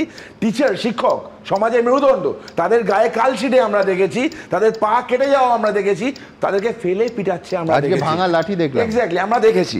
সময় একটা কথা বলি, এটা ভুল উপমা দেওয়া হলো। এখানে উপমা দেওয়া হলো চাল এবং কাকড় মিশিয়ে দেওয়া হচ্ছে। অ্যাবসার্ড কথা। চাল এবং কাকড় যদি মেশানো হয় আলাদা করার চান্স আছে। ব্যাপারটা ঠিকঠাক উপমা হবে, চাল ডাল মেশানো হয়েছে, খিচুড়ি রান্না করা হয়েছে, খিচুড়ি রান্না করা হয়ে বলেছে এবার চাল ডাল তোরা আলাদা কর। কী করে আলাদা করবে? দেখো, একটা অদ্ভুত জিনিস। আজকে পোর্টাল নিয়ে ওনাদের একটা কনফিউশন। ওনার দাবিটা সঠিক যে আমি জবে রিটায়ার করব তবে পর্যন্ত আমার স্যালারিটা পাওয়া উচিত। প্র্যাকটিক্যাল অ্যাসপেক্টে আসি, সেন্টিমেন্টটাকে একটু সাইডে রেখে, কোর্ট তো সেন্টিমেন্টে চলে না। 25,000 সামথিং, প্রায় 26,000 শিক্ষকের চাকরি বাতিল হয়েছে। বাতিল হওয়ার আগে ডিভিশন বেঞ্চে যখন মামলা ছিল, সুপ্রিম কোর্টের অর্ডার অনুযায়ী সবাইকে নোটিশ করা হয়েছিল। সবাই জানে মামলা চলছে, প্রত্যেকজন টিচার জানেন যে তাদের বিরুদ্ধে মামলাটা চলছে, চাকরি যেতে পারে। তারপর সেই মামলা সুপ্রিম কোর্টে যায়, সুপ্রিম কোর্ট বলে চাকরি বাতিল। আজকে বলি দেওয়া হচ্ছে, তাদেরকে বোঝা উচিত, স্কুলের একটা পোর্টাল আছে, স্যালারি পোর্টাল, স্কুলে কতটা মাইনের টাকা লাগতে পারে সেটা ওখানে জানাতে হয়। আজকে ভার্বালি জানানো হয়েছে এডুকেশন ডিপার্টমেন্ট থেকে, ডিআই অফিস থেকে, হেডমাস্টার এবং টিআইসিদের, যে তোমরা যারা যারা ছিল টিচার, যারা যোগ্য অযোগ্য বা টেন্টেড নন টেন্টেড সবার নামটাই পাঠাও, সবার স্যালারিটা দেওয়া হবে। আমার প্রশ্ন এখানে আছে সুমনদা, যে এই দায়িত্বটা কে নেবে? এদের চাকরি নেই আজকের দিনে, ফ্যাক্ট। এদের যে স্যালারি দেওয়া হচ্ছে, চাকরি নেই, সুপ্রিম কোর্টের অর্ডারে আবার নোটিশ করার কোনো দরকার নেই, তারা মামলা তারা পারছিল। এদের যে স্যালারি দেওয়া হচ্ছে, কালকে যদি কন্টেম্পটা হয়, দায়িত্ব কার ওপর যাবে জানো? দায়িত্ব যাবে টিচার ইনচার্জের ওপর, দায়িত্ব যাবে সেই কলেজের প্রধান মানে হেডমাস্টারের ওপর বা হেডমিস্ট্রেসের ওপর। কিন্তু সরকার বলে দেবে, যেমন আমাদের মুখ্যমন্ত্রী ধবধবে ফর্সাখানায়, তিনি কিছু জানেন না, তিনি বলে দেবেন আমি তো জানি না, ওরা করেছে ওরা বুঝবে। বলি দেওয়া হচ্ছে আবার প্রধান শিক্ষকদের, বলি দেওয়া হচ্ছে টিআইসিদের। আর শিক্ষকদের কী হবে? যাদের যোগ্য অযোগ্য সবাইকেই বলে স্যালারি দাও। এদের প্রবলেম যেটা হবে, এনারাকে বলবে এই টাকাটা আবার ইন্টারেস্ট সমেত ফেরত দাও। আর সেকেন্ড একটা পয়েন্ট বলছি, খুব দুঃখের কথা সুমনদা, আমি সুমনদা এখানে বুঝবে না, সুমন বন্দ্যোপাধ্যায় আছেন এখানে, উনি এনার জায়গাটা বুঝবেন না, তর্ক করছেন, কারণ এনাদের তো একটাই চাকরি, ওনাদের তো একটাই চাকরি। সুমন বন্দ্যোপাধ্যায় ডাবল চাকরি করতেন, ডবল নিয়োগ। উনি তো গেছিলেন নেতাজি ইন্ডোরের যোগ্য শিক্ষক হয়ে, ডবল চাকরির একটা চলে গেছে, একটা তো আছে। ওনাদের তো একটাই চাকরি ছিল, তাই তো কষ্ট বেশি। আমি বলছি, দেখুন এই ব্যক্তিগত আক্রমণে গিয়ে লাভ নেই, আজে বাজে কথা বলার, আজে বাজে করার যুক্তি নেই। যেটা স্যালারি পোর্টাল, সেই পোর্টাল খুলে গেছে। প্রশ্ন হচ্ছে যে এই মুহূর্তে টার্মিনেশন লেটার দেওয়া হয়নি, অযোগ্য এবং যোগ্য এবং ক্লারিফিকেশন তো সুপ্রিম কোর্টকে দিতে হবে, তবে তো আপনি আলাদা করতে পারবেন। আমি বলছি এই যে ডিআই এর দিক থেকে নির্দেশটা যাচ্ছে হেডমিস্ট্রেস, হেডমাস্টার অথবা টিচার ইনচার্জের কাছে, এটা লিখিত দিতে কি অসুবিধা? লিখিত কেন, ভার্বালি কেন যাচ্ছে? আপনাদের কাছে কোনো ডকুমেন্ট আছে? না না, ডকুমেন্ট নেই, সেটাই তো প্রশ্ন। না না না না না, প্রশ্নটা তো এইখানে যে ডকুমেন্টটাই তো চাই, ডকুমেন্টটা তো ভার্বাল হতে পারে না। এর জন্যই ডিআই অফিস গিয়েছিলাম যে এটা সত্যি কি মিথ্যা। একাধিক কেস স্টাডি আছে ম্যাডাম। আমি সবাইকেই বলছি, এটা নাম ধরে আলাদা করে বলছি না, এটা কিন্তু আমাদের কাছে একটু আশঙ্কার, কারণ ডিআইএস কে আমরা ব্যক্তিগতভাবেও কেউ লিখেছি, উনি তারপরে প্রায় ধরুন গোটা 10 অন্যান্য মেসেজ পাঠিয়েছেন, কিন্তু আমাদের এই প্রশ্নের উনি কোনো সদুত্তর দেননি।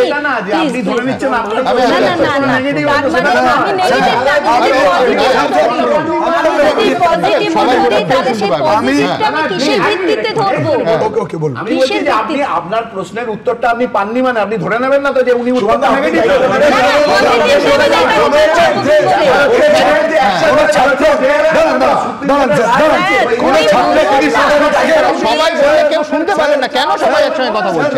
কোন ছাত্রের যদি প্রশ্ন থাকে সে কোথায় যাবে? সে তো শিক্ষকের কাছেই যাবে। আমাদের যদি প্রশ্ন থাকে আমরা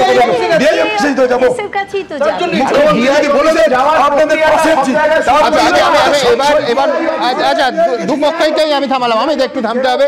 সুমন ব্যানার্জি, সুমনদা একটু থামতে হবে। আমি বেশ বেশ আমি আসছি তো, ঘটনায় আসছি।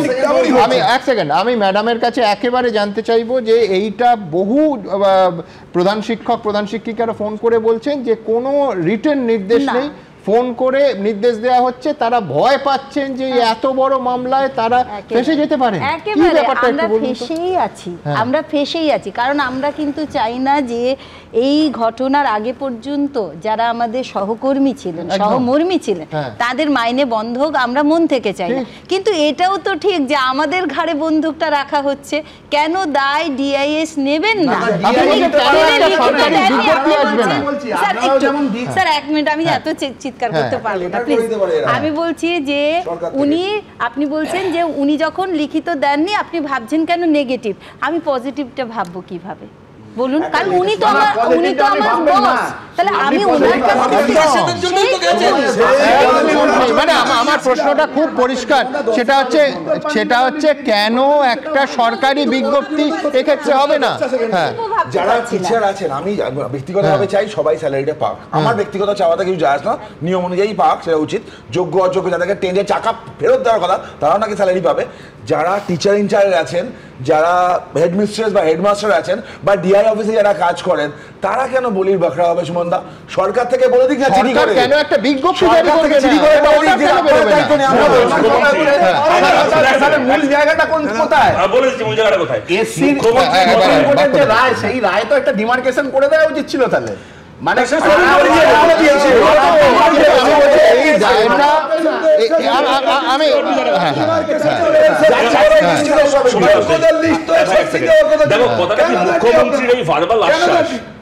মুখ্যমন্ত্রীর এই ভার্বাল আশ্বাস গত 2.5 বছর ধরে যারা যারা যখন শুনেছে প্রত্যেকে পথে বসেছে।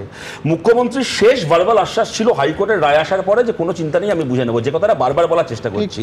এই যদি মুখ্যমন্ত্রীর মুখের কথায় সুপ্রিম কোর্টের সিদ্ধান্ত পাল্টে দেওয়া যেত, তাহলে আজকে এই দিনটাই আমাদের দেখতে হতো না। আর আজকে যে আমরা আলোচনা করছি, সেই দায় কেন একজন প্রধান শিক্ষক নেবে? এবং আজকে আমরা এই যে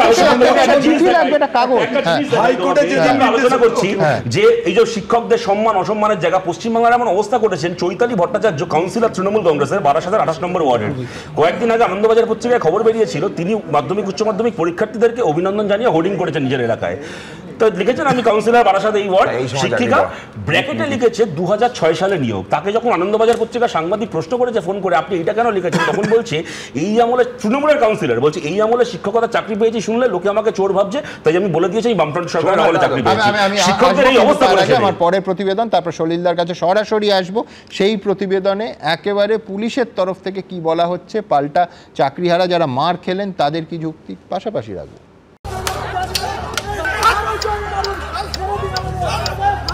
নেতাজি ইন্ডোরে আশ্বাস মিললেও ডিআই অফিসে গিয়ে জুটেছে পুলিশের লাঠি। পেটে তো লাথি হয়েইছে, এরপরে গায়ে লাথি তুলেছে পুলিশ। তবে শিক্ষকদের পিঠে লাঠি ভেঙে বা লাথি মেরেও যেন মন ভরেনি পুলিশের। এবার সেই চাকরিহারাদের বিরুদ্ধেই দায়ের হলো জোড়া মামলা। একটি জেলা স্কুল পরিদর্শকের করা অভিযোগের ভিত্তিতে, দ্বিতীয়টি সরকারি কর্মীকে কাজে বাধা দেওয়ার অভিযোগে কসবা থানার পুলিশের করা শতপ্রণোদিত মামলা। দুটি মামলায় করা হয়েছে বুধবার চাকরি ফেরত চাইতে আসা অজ্ঞাত পরিচয়দের বিরুদ্ধে। আমরা দাবি করছি সবার সব ফুটেজ সামনে আনা হোক, এমনকি ওই ডিআই অফিসে, কসবা ডিআই অফিসে যে সিসিটিভি ফুটেজ ছিল বাইরে ভেতরে সবগুলো সামনে আনা হোক। তারা যে এটা কত বড় মিথ্যে বলছে দিনের আলোর মতো পরিষ্কার হয়ে যাবে। পুলিশ কালকে নিজের এই নৃশংসতাকে জাস্টিফাই করার জন্য তারা এই মিথ্যে গল্পটা ফেঁদেছে।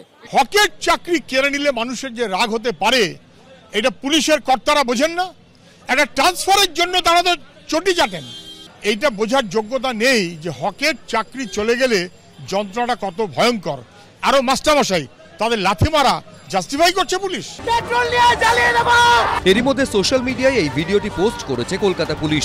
ভিডিও ক্লিপ পোস্ট করে কলকাতা পুলিশের ফেসবুক পেজে লেখা হয়েছে, একটি ক্লিপে এক প্রতিবাদীকে পেট্রোল দিয়ে জায়গাটা জ্বালিয়ে দাও বলতে শোনা যাচ্ছে। এই ধরনের অবিরত আগ্রাসী আচরণের মুখোমুখি হয়ে কলকাতা পুলিশ আত্মরক্ষার্থে সামান্য বল প্রয়োগ করতে এবং উচ্ছৃঙ্খল ভিড় ছত্রভঙ্গ করতে বাধ্য হয়। পুলিশ মিথ্যা কথা বলেছে। আমরা শিক্ষিত সমাজ, আমরা সমাজকে শিক্ষা দান করি, আমরা কখনো এরকম কিচ্ছু করিনি। এরই মধ্যে কসবা ডিআই অফিসে চাকরিহারা এবং পুলিশের এই ভিডিওটি পোস্ট করেছেন বিজেপির আইটি সেলের প্রধান অমিত মালব্য।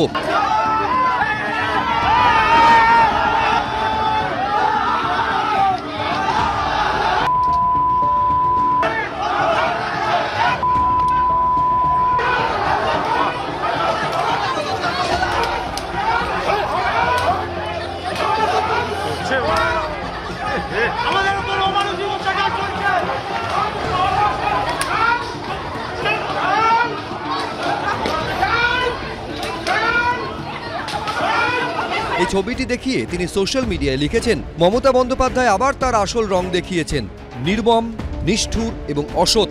চাকরি প্রার্থীদের বারবার প্রতিশ্রুতি দেওয়া সত্ত্বেও তার পুলিশ কসবায় প্রতিবাদী শিক্ষকদের নির্মমভাবে লাঠিচার্জ করেছে, তাদের পেটে বুকে লাথিও মেরেছে।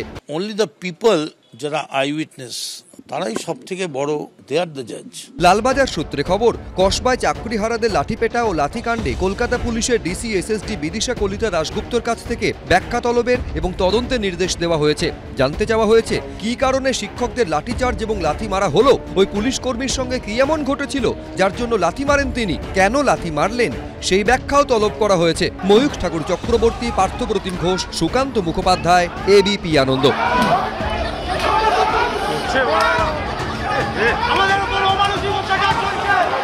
দেখুন, সলিলদার কাছে আমার পরিষ্কার প্রশ্ন থাকবে যে কালকের ঘটনায় পুলিশের ভাবমূর্তি কি উজ্জ্বল হলো? একেবারে ওই সাংবাদিক সম্মেলনে আমার সহকর্মী সিপিকে প্রশ্ন করেন এই লাথি মারা নিয়ে। সিপি স্পষ্ট ভাষায় একাধিকবার, দুবার বলেন নট ডিজায়ারেবল। আমার প্রশ্ন খুব পরিষ্কার, উল্টো দিক থেকে শাসক দলের তরফ থেকে রাজনৈতিকভাবে ওই লাথি মারাকেও জাস্টিফাই করা হচ্ছে কেন? আমার প্রশ্ন খুব পরিষ্কার যে এই ঘটনায় সিপি জাস্টিফাইড করছে, অন্তত তার মুখ দিয়ে নট ডিজায়ারেবল বেরিয়েছে, সেখানে রাজনৈতিক দল, শাসক দল বা সরকারের তরফ থেকে জাস্টিফিকেশন আসবে কেন? সলিল ভট্টাচার্য। সুমন, জাস্টিফাই করতে হবে, কারণ এই ঘটনাটা, গতকালের যে ঘটনাটা, it's a gross failure on the part of the police. এক, সবচাইতে সার্কাস্টিক জিনিস কোনটা জানো? যার কাছ থেকে এক্সপ্লানেশন চাওয়া হলো, ডিটেলস রিপোর্ট চাওয়া হলো, DC SSD, she was not present at the time of occurrence. তিনি তো ছিলেন না। Non senior officer was present, not even an assistant commissioner, even the zonal DC was not present. Input was there, intelligence inputer জন্য special branch Lord সিনারোড যথাসময় input দেওয়া হয়েছিল। the matter was not taken as seriously, কোনো গুরুত্ব দেওয়া হয়নি। কতগুলো subordinate অফিসারের উপর পুরো দায়িত্বটা ছেড়ে দেওয়া হয়েছিল। আমার দৃঢ় বিশ্বাস এই আন্দোলনকারী শিক্ষকরা যা করেছে সাংবিধানিক অধিকারের বলে করেছে। Everybody has freedom of speech, freedom of right, freedom of equality, freedom of religion. তার বলে ওরা ওখানে গেছে এবং তারা শিক্ষক, নিরস্ত্র, নিরীহ, তারা ওখানে ঢুকে তালা দিয়ে তারা ডিআইকে জিজ্ঞেস করবে যে আমরা কিসের বলে, আমরা কোনো সার্কুলার এসছে, কোনো অর্ডার আসছে, কারণ তাদের কন্ট্রোলিং অফিসার হচ্ছে ডিআই। সেখানেই তারা গেছে, সেখানে তাদের পার্সু করে পাঠিয়ে দেওয়া উচিত ছিল, বের করে দেওয়া উচিত ছিল। সিনিয়র অফিসারদের ডাকতো, পার্সুয়েশন চলতো, ঘন্টার পর ঘন্টা চলতে পারত। রায়গঞ্জে যে অধ্যাপককে, প্রিন্সিপালকে ধরে বেধড়ক পেটানো হলো এই সরকারের আমলে, মাননীয় মুখ্যমন্ত্রী ওটাকে কোনো গুরুত্ব দেওয়া হলো না, কোনো কিছু করা হলো না।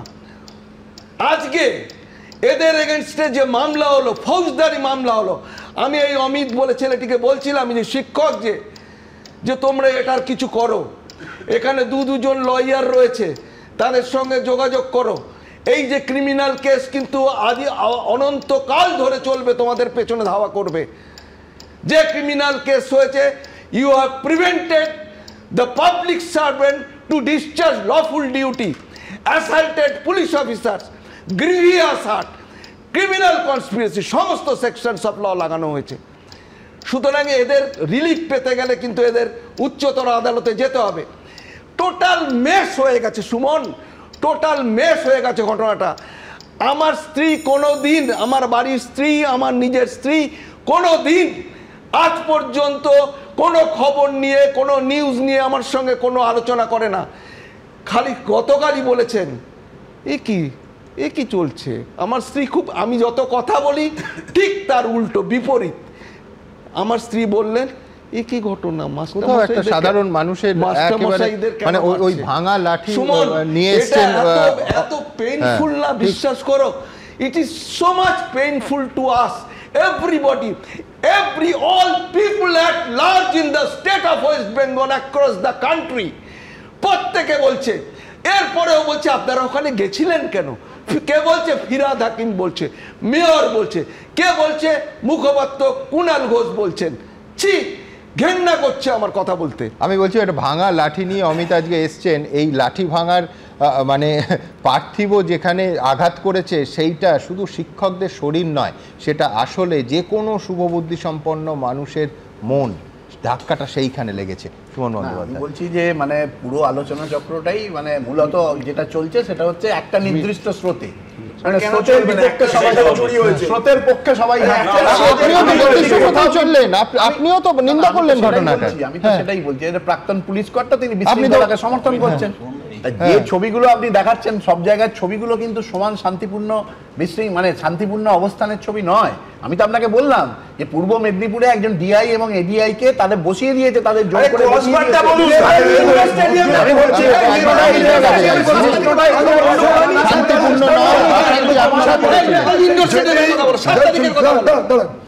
যে শিক্ষক মহাশয়রা জানে না সামনের মাসে ইএমআইটা কি হবে, যে শিক্ষক মহাশয় জানে না তার বাবা মায়ের ওষুধটা কিভাবে কিনবে সামনের মাসে স্যালারি বন্ধ হলে, যে শিক্ষক মহাশয় জানে না তার ছেলে মেয়ের খাবার কিভাবে জুটবে, তাদের কাছে আপনারা শান্তিপূর্ণ, অনেক শান্তিপূর্ণ আন্দোলন আমরা করেছি, এখন অনেক বাকি আছে।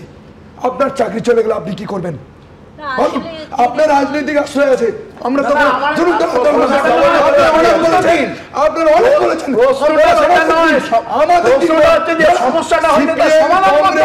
তৃণমূল সমাধানের জায়গা করতে হবে,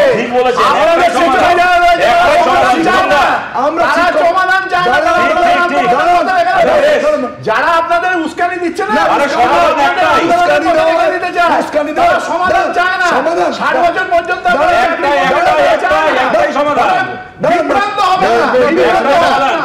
আমি বলছি যারা সমাধান চাইছে, আমি অমিতের কাছেই যাব, যারা সমাধান চাইছে একটা তো সহজ উপায় ছিল যে যোগ্যদের তালিকাটা দিয়ে যাওয়া। সুমনদা, এক্স্যাক্টলি তোমার এইটাই কথাটা বলা, সমাধান আচ্ছা বেশ আমরা খুব খারাপ, আমরা সমাধান চাই না, সমাধান খালি তৃণমূল চায় এবং তৃণমূলের হাতেই সমাধান আছে, ওএমআরটা দিয়ে দেওয়া, দিয়ে দিলেই মিটে যায়। আমি একটা কথা বলি সুমনদা, রাজ্য সরকারি কর্মচারীদের কোনো মিটিং যার একটা বড় অংশ প্রায় 60% অংশ হচ্ছে শিক্ষক শিক্ষিকা, সেই মিটিংয়ে জ্যোতি বসু বুদ্ধদেব ভট্টাচার্য এই বলে সম্বোধন শুরু করতেন যে আমার মাননীয় সহকর্মীবৃন্দ। মমতা বন্দ্যোপাধ্যায় শেখালেন তাদেরকে সম্বোধন করা যায় বেশি ঘেউ ঘেউ করবেন না। যারা জ্যোতি বসুর সহকর্মী ছিলেন তারা মমতা ব্যানার্জির কাছে হয়ে গেলেন ঘেউ ঘেউ করা কুকুর, তাদেরকে পুলিশ লাঠি মারবে না তো কাকে মারবে? শিক্ষকতার সম্মানটাকে তো আপনারা এই জায়গায় নেতাজি ইন্ডোর স্টেডিয়ামে রাজ্যের মুখ্যমন্ত্রী একটা করে শিক্ষককে ডাকছে, ডেকে জিজ্ঞেস করছে তুমি যোগ্য না অযোগ্য। এই হচ্ছে শিক্ষকদের অবস্থা বানিয়েছে সমাজে।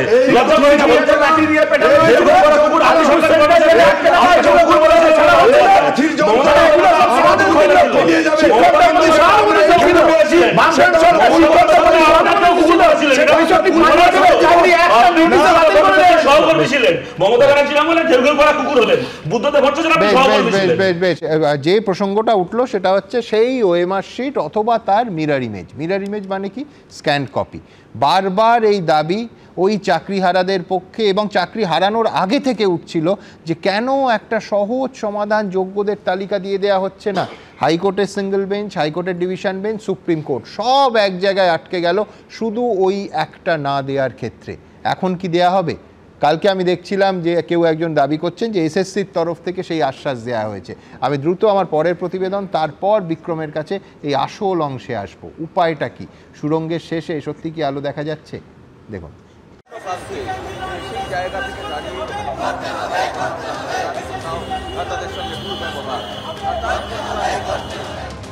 এসএসসি আদালতে যোগ্যদের তালিকা জমা করেনি, একসঙ্গে বাতিল হয়ে গেছে প্রায় 26,000 চাকরি। পথে বসেছেন যোগ্য শিক্ষকরাও, চাকরি চাইতে গিয়ে খেয়েছেন পুলিশের লাঠি। তাদের এখন একটাই দাবি, সামনে আনা হোক ওএমআর শিটের মিরর ইমেজ, আলাদা করা হোক যোগ্য অযোগ্যদের। এই দাবিকে সামনে রেখেই শুক্রবার এসএসসি ভবন অভিযানের ডাক দিয়েছেন চাকরিহারারা। মৌখিক বার্তাটা শুনতে শুনতে আমরা ক্লান্ত। এখন যেটা কথা হচ্ছে, কোর্ট কারোর আশ্বাসে রায় দেবে না, রায় দেবে তথ্য প্রমাণের ভিত্তিতে। সেই তথ্য প্রমাণটা হচ্ছে মিরর ইমেজ আর যোগ্যদের লিস্ট। ব্যাস এটুকুই আমাদের দাবি। আমাদের একটাই দাবি, এখনো আমাদের দাবি, এসএসসি অফিসে জানো আমাদের ওএমআর এর যে আমাদের স্ক্যান আছে বা ওএমআর এর যে মিরর ইমেজ আছে সেটা যেন দ্রুত প্রকাশ করে। শুক্রবার এসএসসি অভিযান কর্মসূচির দিনই চাকরিহারাদের নিয়ে বৈঠকে বসতে চলেছেন শিক্ষামন্ত্রী ব্রাত্য বসু। থাকবেন এসএসসির চেয়ারম্যান, মধ্যশিক্ষা পর্ষদের সভাপতি সহ শিক্ষা দপ্তরের আধিকারিকরাও। শিক্ষামন্ত্রী এবং আদার্স যারা থাকবেন আধিকারিকরা, তাদের সঙ্গে আমরা অবশ্যই বৈঠকে যাব। ওএমআর এর মিরর ইমেজ প্রকাশ করুন। 2, যোগ্য আর অযোগ্যদের তালিকা আলাদা করে সার্টিফাই করে বিভিন্ন জায়গায় প্রকাশ করা হোক। এবং 3, যত হার্ড ডিস্ক পাওয়া গেছে সমস্ত ওএমআর গুলো যেন প্রকাশ করা হয়। সবার সামনে সত্যটা পরিষ্কার হওয়া দরকার। বিরোধীদের দাবি, দুর্নীতির জেরে যোগ্যদেরও চাকরি চলে যাওয়ায় এখন সবাইকে বোকা বানাতে চাকরিহারাদের সঙ্গে একের পর এক বৈঠকে বসছেন মুখ্যমন্ত্রী, শিক্ষামন্ত্রীরা। বৈঠকের আর কি বাকি আছে? কি হবে বৈঠক করে? দাবি তো একটাই, ওএমআর শিট প্রকাশ। দাবি একটাই, টেন্টেড আর যারা মেধা ভিত্তিতে চাকরি পেয়েছে তারা, এই দুটো পৃথকীকরণ, কিন্তু সেটা তৃণমূল কংগ্রেস করবে না। ফলে বারবার এই বৈঠক, এই ছাত্রদের আবেগের সঙ্গে খেলা করা, এগুলো বন্ধ হোক। মমতা ব্যানার্জি আপনাদের সঙ্গে আছেন। ত্রিপুরায় বা মধ্যপ্রদেশে ওদের জন্য যা যা সমস্যা হয়েছে সেখানে সরকার পাশে ছিল না, এখানে সরকার পাশে আছে। ফলে কোনো রকম ভুল ন্যারেটিভে পা দেবেন না, প্ররোচনায় পা দেবেন না। এই জট খোলার চেষ্টা হচ্ছে, দয়া করে মুখ্যমন্ত্রীর উপর ভরসা রাখুন। শুক্রবার করুণাময়ী থেকে মিছিল করে এসএসসি দফতরে যাবেন চাকরিহারা শিক্ষকরা। বুধবার দিল্লিতে যন্তর মন্তরের সামনেও অবস্থান বিক্ষোভ করবেন তারা। কৃষ্ণেন্দু অধিকারী ও সুকান্ত মুখোপাধ্যায়ের রিপোর্ট, এবিপি আনন্দ। আমি আইনজীবী বিক্রম বন্দ্যোপাধ্যায়ের কাছে যাব। বিক্রম, এক হচ্ছে যে এই ওএমআর শিট অথবা তার মিরর ইমেজ বা স্ক্যান কপি এর কোনো একটা এতদিন পর্যন্ত যদি কোর্টে জমা পড়ে যেত, এই সমস্যা এতদূর গড়ায় না। আমি বলছি একজন যোগ্য চাকরি প্রার্থীরও চাকরি যেত না। কিন্তু এখন যদি এসএসসি এখনও দায়িত্ব নিয়ে বের করতে পারে, তাহলে সমস্যা সমাধানের একটা উপায় দেখা যাচ্ছে। খুব প্রশ্ন উঠবে যে এতদিনেও দিতে পারলো না, না দিচ্ছে না, অনেকে বলছেন রাখা আছে ইত্যাদি ইত্যাদি। প্রাক্তন বিচারপতি অভিজিৎ গঙ্গোপাধ্যায়েরও বক্তব্য যে সেটা দেয়া সম্ভব। এবার কোনো রকম দেয়ার দিকে এই অমিতদের আশার আলোটা জ্বালার কোনো সম্ভাবনা কি তুমি দেখতে পাচ্ছ? দেখুন, সমস্যাটা এটা নয় যে শুধু ওএমআর ছাড়াও যারা ধরুন আউট অফ প্যানেল চাকরি পেয়েছে, একদম, তারপরে recommended excess recommendation, rank jumping, এই টোটালটা নিয়ে একটা স্বচ্ছ লিস্ট তৈরি করতে হবে, যেটার মধ্যে অ্যাবসলিউটলি থাকবে হলো যেসব ক্যান্ডিডেটের নাম তাদের নামে একটাও অভিযোগ নেই। এটাই সার্ভিস জুরিসপ্রুডেন্স। বাজারে যে ন্যারেটিভটা চালিয়ে দেওয়া হচ্ছে যে নিরপরাধ ব্যক্তি যেন সাজা না পায়, অপরাধী ছাড়া পেয়ে গেলেও, এইবারে ঘটনাটা হচ্ছিল এই ন্যারেটিভটা কিন্তু ক্রিমিনাল জুরিসপ্রুডেন্সের, এটা সার্ভিস জুরিসপ্রুডেন্সের ন্যারেটিভ নয়। এইটা ক্রিমিনাল জুরিসপ্রুডেন্সে চলে। সার্ভিস জুরিসপ্রুডেন্সের থিওরিটা হচ্ছে হলো এন্টায়ার প্যানেলের মধ্যে যদি একজনও টেন্টেড ক্যান্ডিডেট থাকে, ইফ ইট গোজ আনডিটেক্টেড, পুরো প্যানেল বাতিল হবে। এটা সার্ভিস জুরিসপ্রুডেন্সের থিওরি। বিভিন্ন মামলায় সুপ্রিম কোর্ট এই কথাটা বলেছে। এবারে আপনারা যদি কলকাতা হাইকোর্টের জাজমেন্টটা খুব ভালো করে দেখে থাকেন, 242 নম্বর প্যারাগ্রাফ আর 265 নম্বর প্যারাগ্রাফ, 242 নম্বর প্যারাগ্রাফে স্কুল সার্ভিস কমিশন বলছে, হাইকোর্টের কাছে বলছে যে possibilities of further illegalities exist, আরও ইলিগ্যালিটি চলে আসতে পারে। রাজ্য সরকার বলছে the number of illegalities cannot be determined in is exactitude. কত সংখ্যায় ইলিগ্যালিটি হয়েছে সেটা রাজ্য সরকার বলতে পারবে না। এটা রাজ্য সরকারের কলকাতা হাইকোর্টে এবং সুপ্রিম কোর্টে স্ট্যান্ড ছিল। এই যদি স্ট্যান্ড হয়, আমি জনগণের কাছে জিজ্ঞেস করছি, যারা চাকরি গেছে তাদের কাছে জিজ্ঞেস করছি, কোন কোর্ট, কোন বিচারপতি এটা রায় দেবে বলুন তো? কোন কে সেগ্রিগেট করবে? রাজ্য সরকারের স্পেসিফিক স্ট্যান্ড। এটা তো বাজারি স্ট্যান্ড বললে হবে না যে মাইক ধরে বলে দিলাম সবারটা করে দিলাম। যারা স্কুল সার্ভিস কমিশনে গেছেন বলল দিয়ে দিল কোর্টের কাছে। আপনারা কোর্টের অর্ডারটা একদম ভালো করে, আমি বারবার বলছি, হাইকোর্টের অর্ডারের 242 নম্বর প্যারাগ্রাফ এবং হাইকোর্টের অর্ডারের 265 নম্বর প্যারাগ্রাফ খুব ভালো করে আপনারা দেখুন। সেখানে রাজ্য সরকার এবং স্কুল সার্ভিস কমিশন বলছে যে আরও ইলিগ্যালিটি থাকতে পারে। আমরা বলতে পারবো না কত সংখ্যায় ইলিগ্যালিটি আছে। সারা ভারতবর্ষ বলুন, সারা পৃথিবীর বলুন, বিচার ব্যবস্থা বলুন, যে কেউ জজ হবে, যাদের চাকরি চলে গেছে জেনুইন ক্যান্ডিডেট, আমি তাদের কাছে প্রশ্ন করছি। আরেকটা জিনিস আপনাদেরকে আমি বলতে চাইছি, দেখবেন যারা যারা ওএমআর প্রকাশ করতে বলছে যেসব ক্যান্ডিডেটরা, আমি বিশ্বাস করি তারা জেনুইন ক্যান্ডিডেট। কারুর যদি মার্কশিট থাকে, কারুর যদি আপনার মাধ্যমিক, উচ্চ মাধ্যমিক মার্কশিট, ওএমআর সবটা মেলে, সে কেন ওটাকে চ্যালেঞ্জ করবে? দেখবেন ম্যাক্সিমাম টেন্টেড ক্যান্ডিডেটরা, ইনক্লুডিং সুপ্রিম কোর্টের হিয়ারিংয়ে, তারা কিন্তু ওএমআর চ্যালেঞ্জ করছে। রাজ্য সরকারের single bench, division bench, supreme court, যোগ্যদের তালিকাটা কোথায়? শুধু তো ওএমআর দিলে হবে না, ওএমআর দিতে হবে। যারা এসএসসি পরীক্ষা দিয়েছেন বা যাদের চাকরি চলে গেছে, তারা খুব ভালোভাবে জানেন যে আপনাদের মার্কসের একটা পার্সেন্টেজ আপনাদের সিলেকশন প্রসেসের মধ্যে আছে। যাদের মার্কসের মধ্যে মিসম্যাচ নেই, ধরুন মাধ্যমিকে কেউ 100 পেয়েছেন, 100-এ 90% পেয়েছেন, সেটা 10-এ 9 হবে, এই যে একটা ক্যালকুলেশন আছে, সেই ক্যালকুলেশনটাতে কারুর কোনো মিসম্যাচ নেই, এগুলো তারা জানেন। যারা যারা যারা জেনুইন ক্যান্ডিডেট, তারা ডেফিনেটলি প্রকাশ করার জন্য বলবেন। কিন্তু আফটার অল এক সিঙ্গেল বেঞ্চ থেকে সুপ্রিম কোর্ট অবধি না করে, এখন সুপ্রিম কোর্ট হয়ে যাবার পরে এখন রাজ্য সরকার আশ্বস্ত করে যাচ্ছে। রাজ্য সরকার কোথায় বলছে যে জেনুইন লিস্টটা পাবলিশ করে দেবো? এক। দুই হচ্ছিল সুপ্রিম কোর্টে সার্ভিস জুরিসপ্রুডেন্সের যেটা প্রিন্সিপাল, তাতে যেটা করতে হতো, এই যে 8,500 9,000 টেন্টেড ক্যান্ডিডেট, এদের প্রথমেই বাদ দিয়ে দিতে হতো। এখনো রাজ্যের মুখ্যমন্ত্রীর তরফ থেকে আমরা কি শুনে যাচ্ছি না, জেনুইনদের আমরা বাঁচাবো, তারপরে আমরা টেন্টেডদের কথা, এই যে জিনিসটা করে দিলেন, টেন্টেডদের ব্যাপারটা ঢুকিয়ে আনে, এটা তো আবার সেই আবার গুলিয়ে দেওয়া হলো। সুপ্রিম কোর্ট 42 নম্বর প্যারাগ্রাফে বারবার বলছে, বারবার সুপ্রিম কোর্ট বলছে যেটা কভার আপ করা হচ্ছে। মুখ্যমন্ত্রীর স্টেটমেন্ট দেখুন, আপনারা সবাই দেখেছেন, তিনি বলছেন কি যোগ্যদের বাঁচিয়ে আবার আমি টেন্টেডদের নিয়ে ভাববো। এই যে সেকেন্ড থটটা, এটাই তো কভার আপের জায়গা হয়ে গেল। গোলমালে। ধন্যবাদ বিক্রম, আমি আসবো তরুণের কাছে, কিন্তু তার আগে এই যে ওএমআর শিট নিয়ে এত কথা, আপনাদের মনে থাকবে যে এই অমিতদের কোনো অন্যায় ছাড়া মেধাবীদের যোগ্যদের চাকরিটা গেল কেন? গেল একটা সামান্য কারণে। তার কারণ হচ্ছে যে বারবার যে ওএমআর শিট সেই গাজিয়াবাদ থেকে উদ্ধার হলো, তাতে দেখা গেল যে 0 নম্বর কেউ পেয়েছে, কিন্তু সেটা হয়ে গেছে কখনো 50, কখনো 52, কখনো 53। বারবার সেই দিনও বছরের পর বছর আমরা প্রশ্ন তুলেছি যে অবধারিতভাবে কেন এদের বেছে তালিকার বাইরে করে দেয়া হচ্ছে না, এবং বাকি তালিকাকে কেন ওএমআর শিট দেখে নির্ধারিত করা যাচ্ছে না যে এনারা যোগ্য। তাহলে আজকে এই অমিতের পিঠের লাঠিও ভাঙতো না, আর এরা চাকরিও হারাতেন না। হাজার হাজার অমিতের কথা বলছি আমি। পরের প্রতিবেদন। আমপান হয়েছিল না, বিল্ডিং ক্রস হয়েছিল, আমরা নাকি ফাইল হারিয়ে দেবো, তা ওনারা মিরর ইমেজটা কি করে হারিয়ে ফেলেন? এসএসসি নিয়োগ দুর্নীতির মামলায় এবার ক্রমশ জোরালো হচ্ছে ওএমআর এর মিরর ইমেজ প্রকাশের দাবি। এই দাবিতেই শুক্রবার রয়েছে এসএসসি দফতর অভিযান। চাকরি হারাদের দাবি, এই দুর্নীতির দুধ কা দুধ পানি কা পানি করার উপায় একটাই, ওএমআর এর মিরর ইমেজ প্রকাশ। কারণ তাতেই জানা যাবে কে যোগ্য কে অযোগ্য। সমস্ত ওএমআর গুলো যেন প্রকাশ করা হয়, সবার সামনে সত্যটা পরিষ্কার হওয়া দরকার। এই দুর্নীতিতে সবথেকে বড় কারচুপি হয়েছিল যেখানে, তা হলো ওএমআর। শুরু থেকে বারবার সেই ছবি তুলে ধরেছিল এবিপি আনন্দ।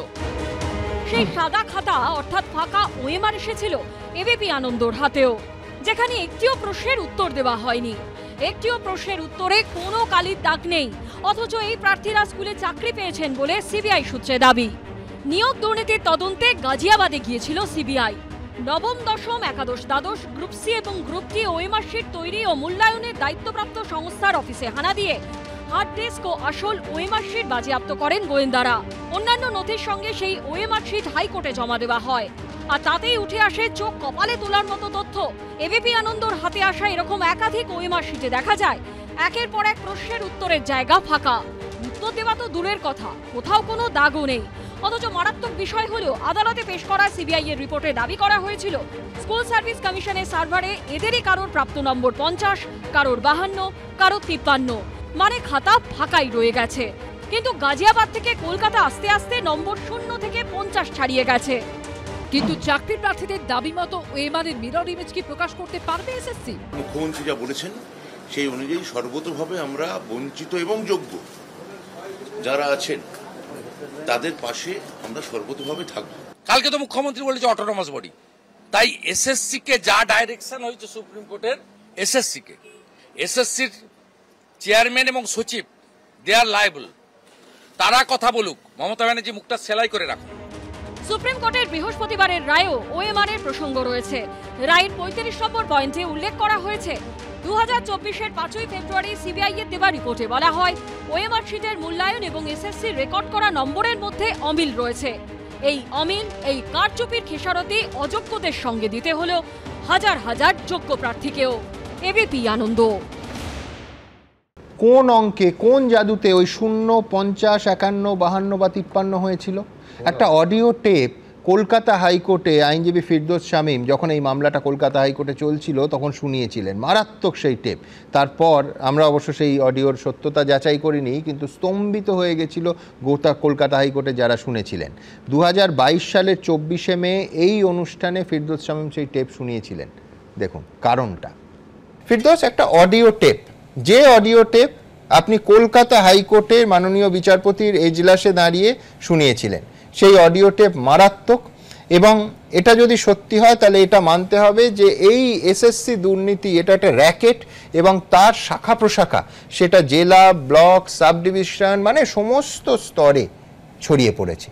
কি আছে এই অডিও টেপে? আবার বলছি, এবিপি আনন্দ এর সত্যতা যাচাই করেনি, কিন্তু শোনাবো, তার কারণ মাননীয় বিচারপতি এজলাসে সেটা শুনেছেন। 11-12 নিচ্ছে, 11-12, 9-10 দুটোই আর কি। আচ্ছা আচ্ছা, তো কত বলছে বাজেট? কত?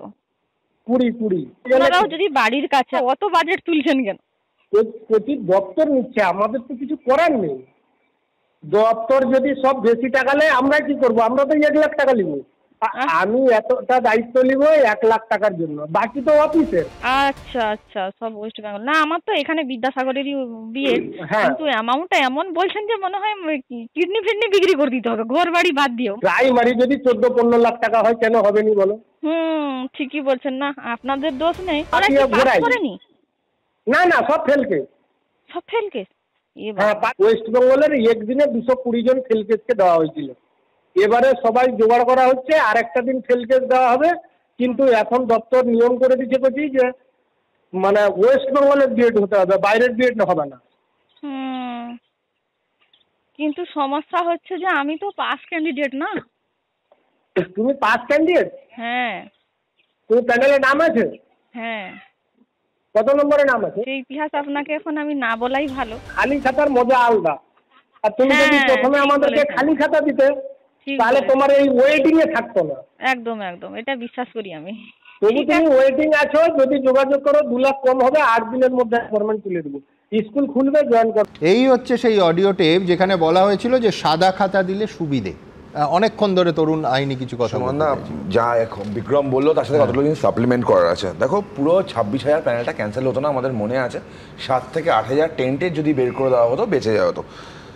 সার্ভিস জুরিসপ্রুডেন্সের কথাও বললো। প্রথম দিন যখন এটা নিয়ে তোমরা শো করছিলে, আমি এসে এই বছরই ঝাড়খণ্ডের একটা জাজমেন্টের কথা বলেছিলাম, সেখানে পরিষ্কার সার্ভিস জুরিসপ্রুডেন্সের কথা বলা হয়েছিল। আরেকটা অদ্ভুত জিনিস দেখো, এই অংশ ঘটনাচক্রে যেদিন চলছিল ওই 2022 সালে 24শে মে, সেদিন সুমন বন্দ্যোপাধ্যায়, সুমন দা, তরুণ তুমি ছিলে, সলিল দা কথা বলছি। আরেকটা জিনিস দেখো, এই পুরো টেন্টেড নন টেন্টেড বলা হচ্ছে, ফ্যাক্টটা কিন্তু টেন্টেড নন টেন্টেড নয়।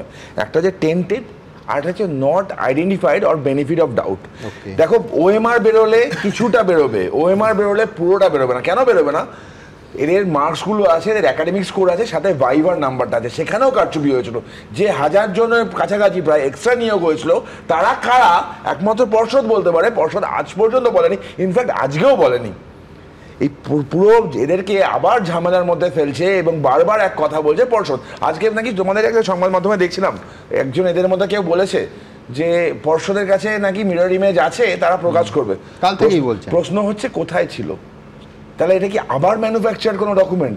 যারা যোগ্য আছে, এখনো অফিশিয়ালি এসএসসি এর এরকম কোনো ভার্সন আসেনি, তারা দাবি করছে। আবার এদেরকে ঝামেলার মধ্যে ফেলতে যাচ্ছে। আমি শুনলাম, খুব সোজা কথা, দেখো কে জেনুইন আর কে জেনুইন না, নো ওয়ান নোজ। যাদের একাডেমিক স্কোর ভালো, যাদের ক্যারিয়ার ভালো, কে জেনুইন না এটা তো বোঝা যাচ্ছে। তার কারণ হচ্ছে এসএসসি একটা তালিকা পাবলিশ করেছে, তার বাইরে আমরা বলছি কে জেনুইন কে জেনুইন না এখনো পর্যন্ত বোঝা সম্ভব নয়। কারণ এই সাদা খাতার মজা যেগুলো আমরা এসএসসি তো বলেছে যে বাইরেও আরো নন জেনুইন আছে। ওএমআর নিয়ে আমি এসএসসির একটা স্ট্যান্ড বলে দিই। তরুণ যেটা বলছে আমি সাপ্লিমেন্ট করে, এসএসসির দুটো ভূমিকা থাকতে পারে। একটা বলতে পারে এই সিবিআই এর ওএমআরটা আমরা মানি না, অথবা বলতে পারে যে এই ওএমআরটা আমরা মানি। এসএসসি কোর্টের কাছে যে স্ট্যান্ডটা নিচ্ছে সেটা হচ্ছে we don't question the genuinity of the OMR. ওরা ওএমআরটাকে চ্যালেঞ্জও করছে না, আবার অ্যাকসেপ্টও করছে না। এটা কিন্তু কোর্টে এসএসসির একটা অফিশিয়াল স্ট্যান্ড। আপনি যে এটাও কিন্তু এক ধরনের কি চাইছিল, কি করা চাইছিল, পুরো হয় পুরো প্যানেলটাকে আমি বাঁচিয়ে নিই, অথবা পুরো প্যানেলটাকে আমি বলে দিয়ে দিই, তাহলে আইডেন্টিফাই হবে না। আমি একটা কথা বলছি যে ওনারা আন্দোলন করছেন কিসের জন্য? চাকরিটা যাতে ওনারা ফিরে পান, যারা যোগ্য তারা চাকরিটা ফিরে পান। আপনি দেখবেন যে গোটা আলোচনাতে মানে বিক্রম বন্দ্যোপাধ্যায় থেকে তরুণ জ্যোতি তিওয়ারি থেকে শুরু করে একাধিক জায়গায় কিন্তু কোথাও কিন্তু সমাধানের রাস্তা খুঁজে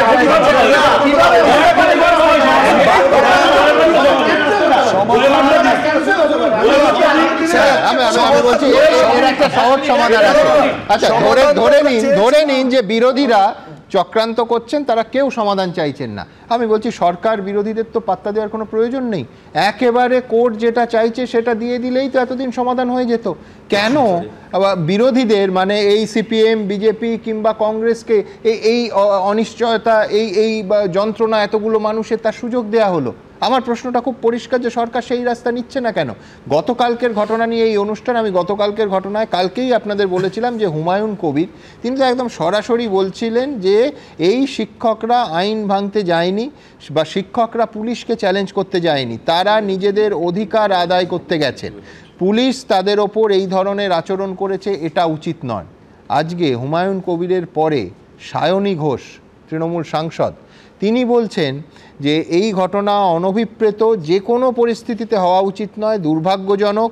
যারা যোগ্য প্রার্থী, রুজি রুটি চলে গেছে, তাদের ভিকটিম হতে হচ্ছে। তাদের সঙ্গে এই মুহূর্তে অনেক সংবেদনশীল ভূমিকা পুলিশের নেওয়া উচিত, পুলিশের অনেক সেন্সিটিভ হওয়া উচিত। কি বলেছেন সায়নী দেখাবো, তারপর বিশ্বনাথ চক্রবর্তীর কাছে আসবো। দেখুন, অনভিপ্রেত এটা হওয়া উচিত না, এটা আন্ডার এনি সার্কামস্টান্স। আজকে যাদের সঙ্গে এই ঘটনাটা ঘটেছে, ইট ইজ ভেরি আনফর্চুনেট। যাদের রুজি রুটি চলে গেছে, যারা যোগ্য প্রার্থী, যাদেরকে ভিকটিম হতে হচ্ছে নানান পলিটিক্সের জন্য, তাদের সঙ্গে এই মুহূর্তে অনেক বেশি সেন্সিটিভলি হ্যান্ডেল করা উচিত আমার মনে হয়।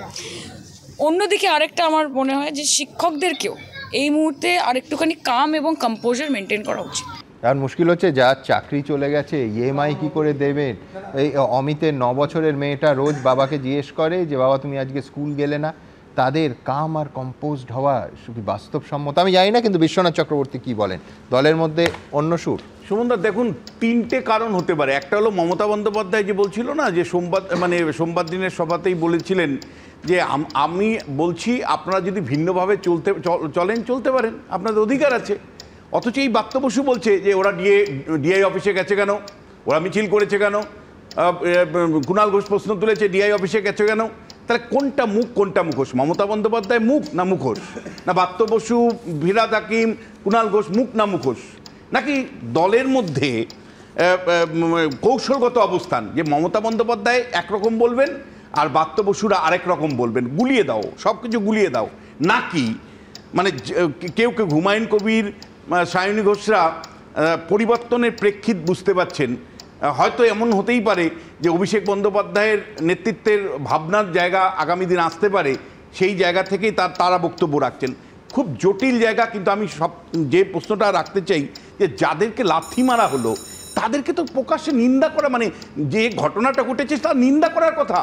তৃণমূল কংগ্রেসের নেতারা নিন্দা করতে পিছপা হচ্ছে কেন? একেবারে পুরনো ইতিহাস এনে গুলিয়ে দেওয়ার চেষ্টা করা হচ্ছে কেন? কচুবনে কি হয়েছে, যাদবপুরে কি হয়েছে, অতীতকে টেনে, ইতিহাসকে টেনে গতকালের ঘটনাটাকে জাস্টিফাই করা যায়? কিন্তু এখানে সভাকবি থেকে শুরু করে তৃণমূলের প্রথম সারির সমস্ত নেতারা তারা মানে একটা অন্যায় কাজকে জাস্টিফাই করে গেল, শিক্ষকরা লাথি খাওয়ার পরেও। আমি দুটো জিনিস আপনাকে খুব পরিষ্কার করে বলছি, যে তৃণমূল কংগ্রেসের তরফ থেকে না ভাসিয়ে দেওয়া হচ্ছে যে অন্য কেউ কিছু করবে না, মমতা বন্দ্যোপাধ্যায় একমাত্র আপনাদের করবে, আপনাদের পাশে আমরাই সরকার আছি, আর কেউ নেই। প্রশ্ন হচ্ছে, সরকারই তো করার কথা, এতদিন সরকার করেনি কেন? সেই জন্যই সরকার দুর্নীতিকে আশ্রয় প্রশ্রয় করে চলেছিল। তৃণমূলের নেতারা দুহাত তুলে টাকা তুলেছে, 50 কোটি টাকা পাওয়া গেছে পার্থ চট্টোপাধ্যায়ের বান্ধবীর বাড়িতে, সোনা পাওয়া গেছে 11 ভরি। ফলে আপনারা দিনের পর দিন চুরি করেছিলেন।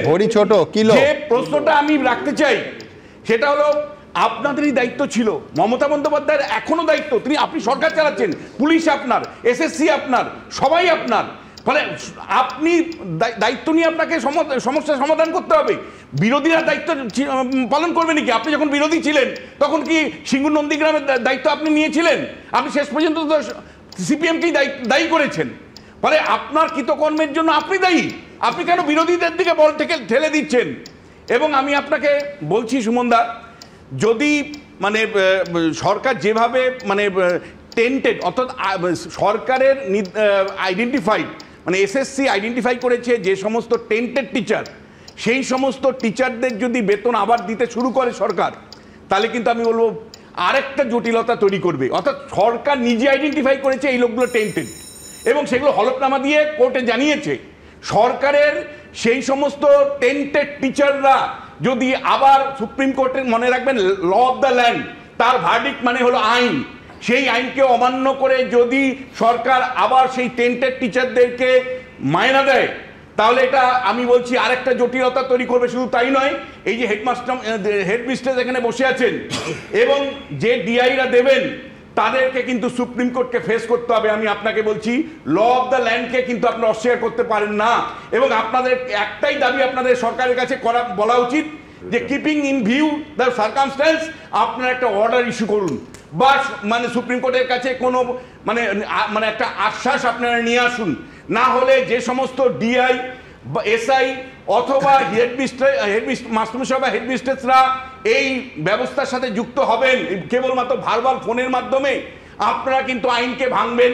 দেশের ল অফ মানে অর্ডার তাকে মানে ল্যান্ড যেটা ল অফ ল্যান্ড সুপ্রিম কোর্টের অর্ডারকে সেটা কিন্তু আপনারা সরাসরি ভায়োলেট করবেন। আমি পরিষ্কার করে বলতে চাই। এই আলোচনা চলাকালীনই আমাকে এখন হোয়াটসঅ্যাপে কল্যাণী থেকে একজন লিখে পাঠালেন, তিনি আমার পরিচিত নন, যে এটা যেহেতু স্বীকৃত হয়ে গেছে যে সাদা খাতা জমা দিয়ে চাকরি হয়েছে, সাদা ওএমআর এবার যেখানে ইচ্ছে মতো ফিল আপ করা হয়ে যেতে পারে। কালকে যদি নতুন করে কোনো অ্যাপিলে সুপ্রিম কোর্টে গিয়ে এই এসএসসি কিছু ওএমআর দেখায়ও, তাহলে সেই ওএমআর যে কতটা জেনুইন এই ব্যাপারে কি কোর্ট নিশ্চিত হতে পারবে? এক। দ্বিতীয় কথা হচ্ছে, আমি যেটা জিজ্ঞেস করছি, ধরো বিক্রম যে তথ্যটা দেখালো যে এসএসসি নিজে, রাজ্য সরকার নিজে কোর্টে একাধিকবার বলেছে যে আমরা নিশ্চিত নই, এক আমরা ওএমআর হারিয়ে ফেলেছি, পুড়িয়ে ফেলেছি, দ্বিতীয় কথা আমরা নিশ্চিত নই যে বাকি লিস্টে কতজন হচ্ছে টেন্টেড ক্যান্ডিডেট রয়েছে। এরপরে অ্যাপিলে গিয়ে যদি রাজ্যের সরকার বা এসএসসি নতুন কোনো কথা বলে, তাহলে আপনি আগের কথাটা এটা কেন বলেছিলেন? কোনোভাবে এসএসসি বা রাজ্য সরকার জাস্টিফাই করতে পারবে যে আগের কথাটা ভুল ছিল, এখন যেটা বলছি ঠিক বলছি? সুতরাং আপনি যে বারবার আমাদের কাছে সমাধান চাইছেন, আপনি বলুন তো সমাধানটা কি? বলছি যে আপনি বলুন না সমাধান। আমি বলছি যে সেই নেগেটিভ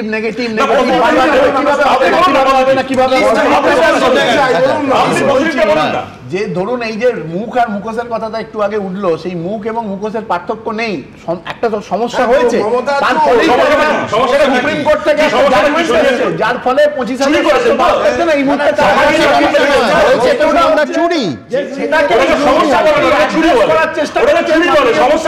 শিক্ষামন্ত্রী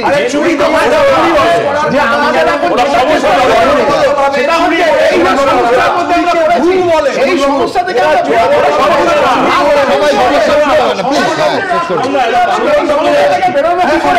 যারা চাকরিটা 60 বছর পর্যন্ত টিকিয়ে রাখা যাবে কি?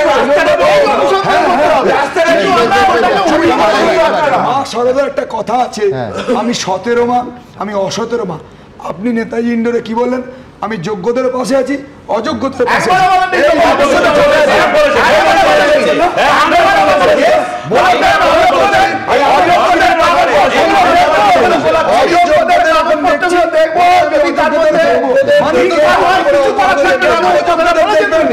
অনেস্টি নিয়ে যারা নিজের পরিশ্রম মেধার জন্য চাকরি পেয়েছে, আপনার সিস্টেমেটিক ফ্রডের জন্য, দুর্নীতির জন্য তারা কেন সাফার করবে?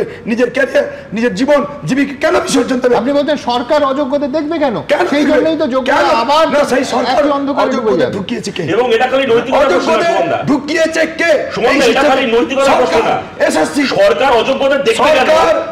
যেমন কলকাতায় সবজি মান্ডি আছে, সুফল বাংলা, সরকার চাকরি বিক্রি করেছে সেই সবজি মান্ডিতে সুলভ। আসলে আমরা কত দিয়েছি? আমরা 240 টাকা দিয়ে ফর্ম বেরোছি। এই অযোগ্যরা 5,303 জন যে পরিসংখ্যান দিয়ে তারা 15 লাখ দিয়ে গুণ করুন, কয়েকশো কোটি টাকা। কিন্তু আমাদের 240 টাকা ফর্মের দাম দিয়ে হিসেব করুন 19,000 কত টাকা দাঁড়ায়। ওনারা তো অযোগ্যদের পাশে দাঁড়াবেন, কিন্তু আমরা যদি জীবন জীবিকা আমাদের টান পড়ে আমরা শেষ পর্যন্ত। সুমনদা এটা খালি নৈতিকতার প্রশ্ন না, সরকার কেন অযোগ্যদের দেখবে? একটা নৈতিক দিক তো রয়েছে, কি তাদের কাছে যে ছেলেমেয়েরা ভবিষ্যতে পড়াশোনা করবে তাদের কি অবস্থা হবে? টেকনিক্যাল সমস্যা না, শুধু দেখবে নয়, কাদের দেখছে? তারা শিক্ষক, তারা একটা প্রজন্ম তৈরি করছে, একাধিক প্রজন্ম। নৈতিকতার থেকেও বড় আজকের অবস্থায় দাঁড়িয়ে টেকনিক্যালিটির প্রশ্ন। সরকার যদি আবার বলে যে আমি অযোগ্যদেরকে ছলে বলে কৌশলে রিক্রুট করবো, তাহলে যদি 100 বার পুনর্নিয়োগ হয় 100 বার সেটা বাতিল হবে। সুতরাং এটা খালি নৈতিকতার প্রশ্ন না। সুমনদা আপনি যে কথাটা বলছেন কথা সেখানে সমস্যা গন্ডগোল বলছে, সমস্যা না হয়ে যায় আর চুরি করা হয়। আপনারা চুরি করেছেন দাদা, সমস্যা হয়নি, চুরি করেছেন। আমি সবার কাছে যাব, কিন্তু তার আগে দ্রুত একবার যে আজকে এই কালকের ঘটনার প্রতিবাদে রিলে অনশন শুরু হয়েছে এবং এই অমিতের যারা সতীর্থ তারা একেবারে ওই ওএমআর শিটের মিরার ইমেজ ইত্যাদি দাবিতে এসএসসি ভবনের সামনে বসে আছেন। এখন আমরা এখানে অনশনের কর্মসূচি ঘোষণা করছি। শুধু চাকরি বাঁচানোর নয়, এই লড়াই মান বাঁচানোর, এই লড়াই প্রাণ বাঁচানোরও। আর এই জীবিকা বাঁচানোর লড়াইতে নেমে এবার জীবন বাঁচি থাকতেও পিছুপা হলেন না চাকরিহারারা। অনশন শুরু করলেন মালদার সলাইডাঙ্গা হাই স্কুলের রাষ্ট্রবিজ্ঞানের শিক্ষক পঙ্কজ রায়। যেই পদটা আমি বাঁচতে বাধ্য হলাম সেটা হলো অনশন। এই একমাত্র পদ যোগ্য শিক্ষক শিক্ষিকা এবং শিক্ষাকর্মীদেরকে বাঁচানোর জন্য আমাদের কাছে আর কোনো রাস্তা নাই। বুধবার রাত পেরিয়ে বৃহস্পতিবার সকাল সকাল গড়িয়ে বিকেল, বিকেল গড়িয়ে সন্ধে, এসএসসি অফিসের কাছে লাগাতার অবস্থানে বসে রয়েছেন চাকরিহারা। রাজ্য সরকার এবং স্কুল সার্ভিস কমিশন যোগ্যদের চাকরিটা বাঁচানোর স্বার্থে তারা ওএমআর শিট, মিরর ইমেজ এবং যোগ্যদের নিখুঁত তালিকা প্রকাশ করুক। যতক্ষণ না প্রকাশ হবে আমরা এখানে অনশনের কর্মসূচি ঘোষণা করছি। বুধবার রাতে চাকরিহারাদের অবস্থান স্থলে যান বিজেপি সাংসদ অভিজিৎ গঙ্গোপাধ্যায়। এরপর বৃহস্পতিবার সকালে ফের সেখানে গিয়ে আন্দোলনকারীদের সঙ্গে দেখা করেন তিনি। সঙ্গে ছিলেন বিজেপির প্রাক্তন সাংসদ রূপা গঙ্গোপাধ্যায়, বিজেপি নেতা রুদ্রনীল ঘোষ ও এসএসসির প্রাক্তন চেয়ারম্যান চিত্তরঞ্জন মণ্ডল। উনি কোনোভাবে ইলেকশনের আগে পর্যন্ত ঠেকা দিতে চাইছেন। উনি ইলেকশন ছাড়া কিছু বোঝেও না, দিনে রাতে স্বপ্নে তাই। যদি আপনার চোর গুলোকে বাঁচাতেও চেষ্টা করেন তাহলেও আপনি এই মানুষগুলোকে বাঁচাতে পারবেন।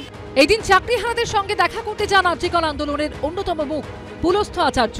অনশন করতে গিয়ে একসময় তাকেও ভর্তি হতে হয়েছিল হাসপাতালে।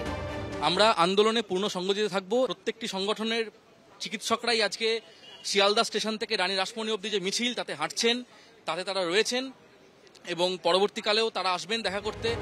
চাকরিহারা শিক্ষকদের আন্দোলন ঘিরেও শুরু হয়ে গেছে রাজনৈতিক দোষারোপের পালা। কোনো রাজনৈতিক দলের কথায় প্রভাবিত বা বিভ্রান্ত হবেন না। যেখানে মুখ্যমন্ত্রী নিজে আপনাদের চাকরির সুরক্ষা রাখার সমস্ত রকম প্রসেস শুরু করিয়েছেন, ফলে আপনারা দয়া করে মুখ্যমন্ত্রীর উপর আস্থা রাখুন, ভরসা রাখুন।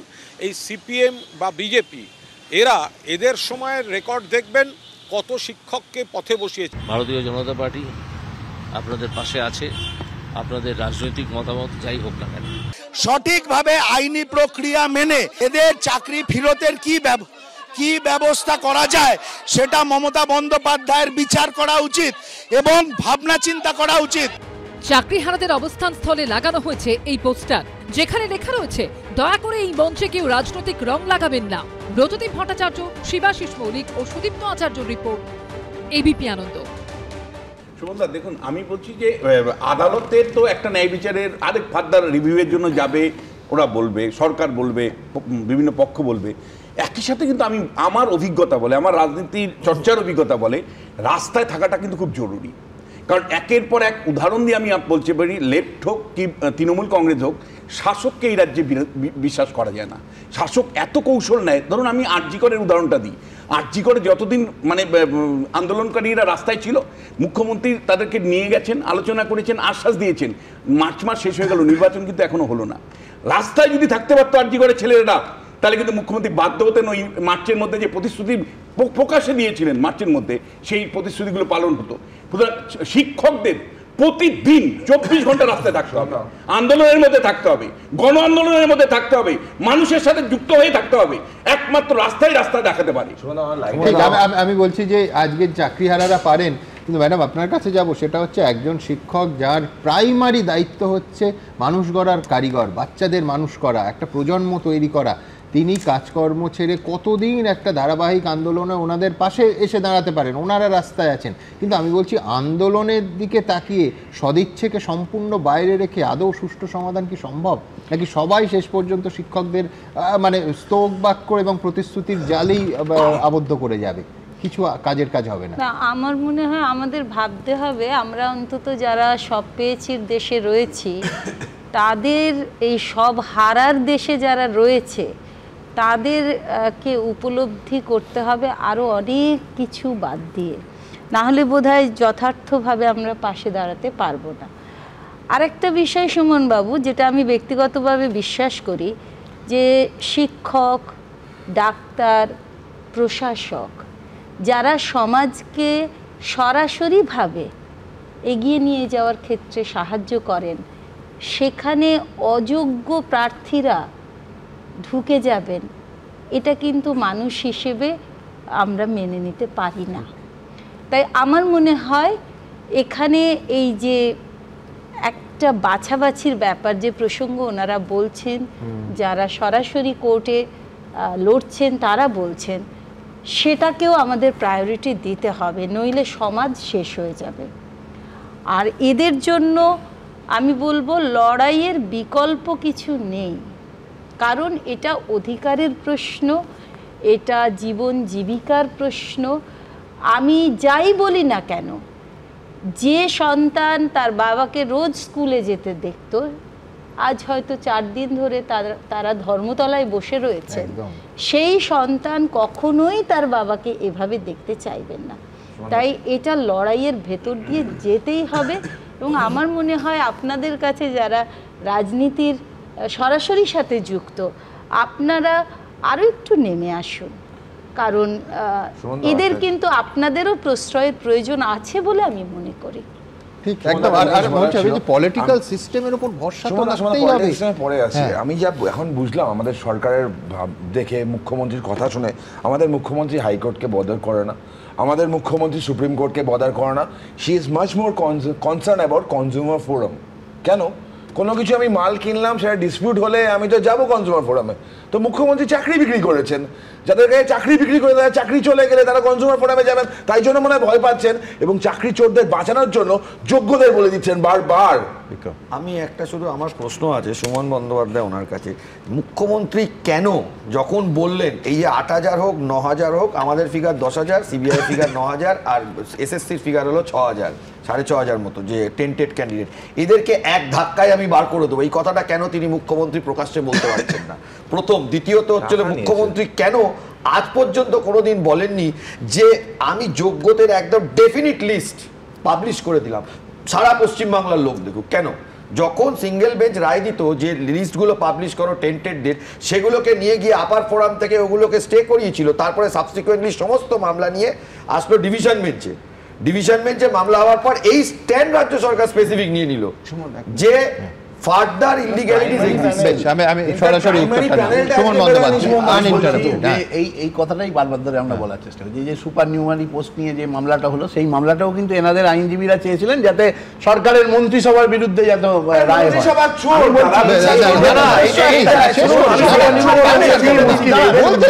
হয়। এদের উদ্দেশ্য একটাই, যে যাতে এনাদের চাকরিটা সিকিউর না হয় এবং যারা পথে বসে রয়েছেন তারা পথে বসে থাকেন। আমি বলছি একাধিক নিদর্শন আছে। আপনি আরজিকরের প্রসঙ্গ তুললেন, আরজিকরের ঘোড়া জোরে মাছ ধরতে পারেননি তারা, তাহলে তো প্রমাণ হয়েছে। সভাপতি থেকে শুরু করে 150 গ্রাম সিমেন্টের তত্ত্ব পরবর্তীকালে মানুষকে খারিজ করে দিয়েছে।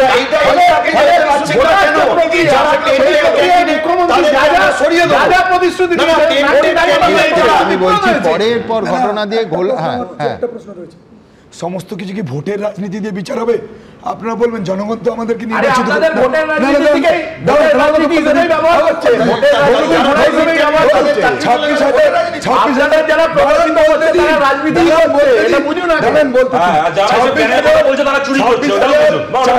আছে আপনাদের দুর্নীতির জন্য। এরপরে ভোটে জেতার পরে কি বলবেন আমরা কোনো দুর্নীতি করিনি? 26,000 চাকরি যায়নি আমাদের জীবনে।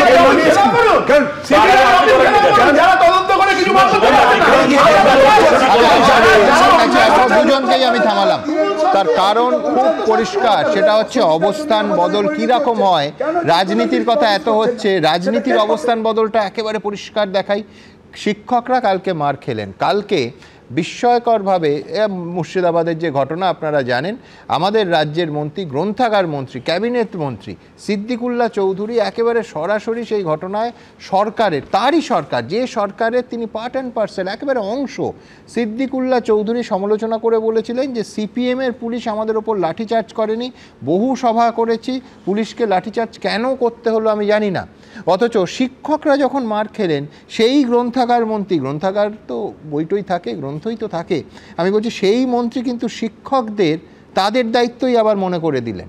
আমি সিদ্দিকুল্লাহ চৌধুরী আজ এই ঘটনায়, মানে গতকাল যখন শিক্ষকরা লাঠির বাড়ি খেলেন, লাথি খেলেন, তখন কি বলেছেন এবং আগে বেশি না 24 ঘন্টা বা 48 ঘন্টার মধ্যে কি বলেছিলেন পরপর দেখাবো, দেখুন।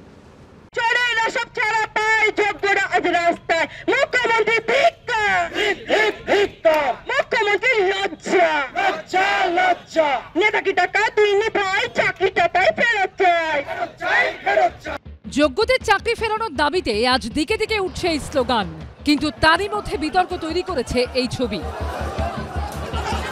যে শিক্ষকের পা ছোঁয়াটা আমাদের রেওয়াজ, সেই শিক্ষকের গায়ে পা তুলেছে পুলিশ। যিনি কদিন আগেও ক্লাসে কারো সন্তানকে পড়িয়েছেন, আর চাকরি হারিয়ে আন্দোলনে নামায় তাকে লাথি মেরেছে উর্দিধারী পুলিশ, যা দেখে নিন্দায় গর্জে উঠেছে বিভিন্ন মহল।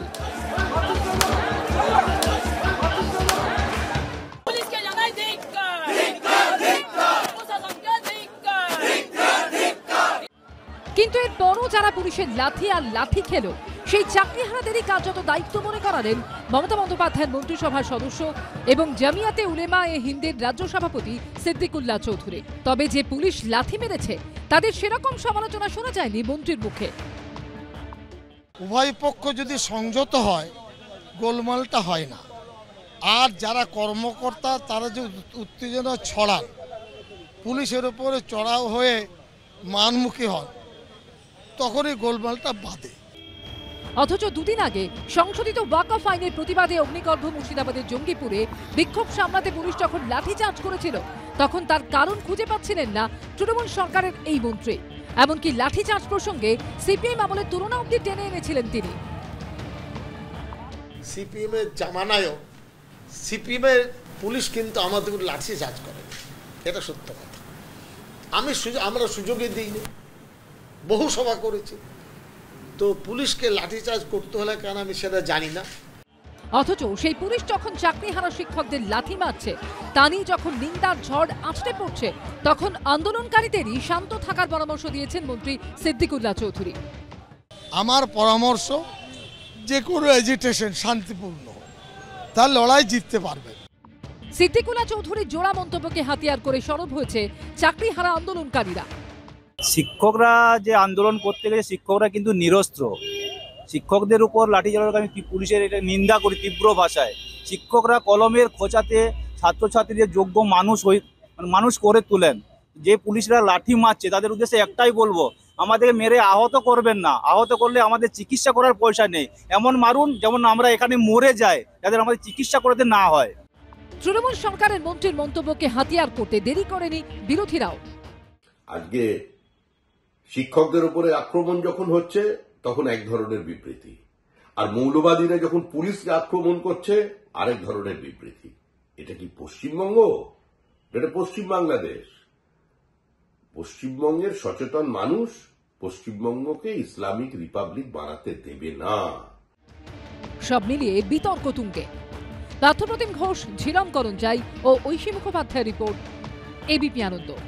মানে সলিলদা, পুলিশ ভ্যান্ডালিজম রোখার চেষ্টা করলে তৃণমূলের মন্ত্রী বলছেন যে বাম আমলেও এরকম হয়নি, আর শিক্ষকদের মারলে বলছেন যে শিক্ষকদের সবাইকে লাইন দিয়ে দায়িত্ব মনে করিয়ে দিচ্ছেন। সুমন, উনি তো মন্ত্রী হওয়ার যোগ্যতা আছে, মন্ত্রী হওয়ার কোনো তো ডাবল স্ট্যান্ডার্ড। আপনি বলতে পারেন দাঁড়া, না বলতে পারি না, একবারে বলতে পারেন ডাবল স্ট্যান্ডার্ড। ওনার ব্যক্তিগত ডাবল স্ট্যান্ডার্ড হবে না, সমস্ত ডাবল স্ট্যান্ডার্ড নেই, ওনার নেই ডাবল স্ট্যান্ডার্ড। ডাবল স্ট্যান্ডার্ড কেন বলতে পারেন? কাকে মন্ত্রী আপনি যোগ্য বলছেন?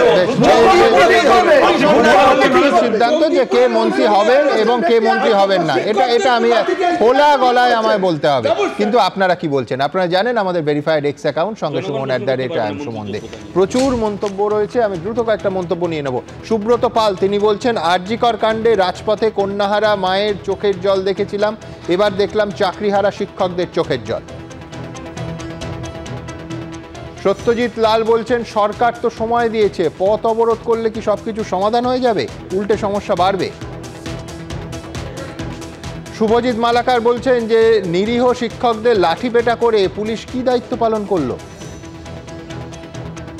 অয়ন ঘোষ বলছেন, এরা শিক্ষা আর স্বাস্থ্যকে রাস্তায় নামিয়ে এনেছে। মন্টু শাসমল লিখছেন, এই অমানবিক আচরণ পুলিশ করতে পারল।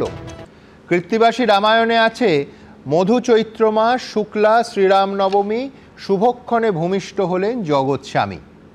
আজই কলেজ স্ট্রিটে হনুমান জয়ন্তীর মিছিলের অনুমতি দিয়েছে কলকাতা হাইকোর্ট। এই শনিবার সেই মিছিল হবে।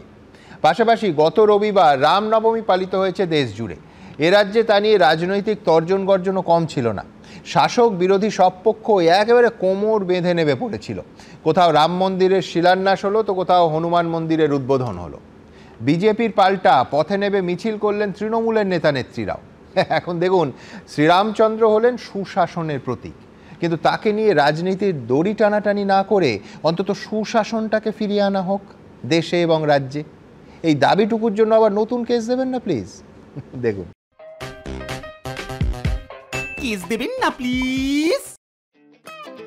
আপনারা শুনুন, জেনে বুঝে একটা গন্দা ধর্ম যেটা এই জুমলাবাদী বানিয়েছে, সেই ধর্ম আমি মানি না।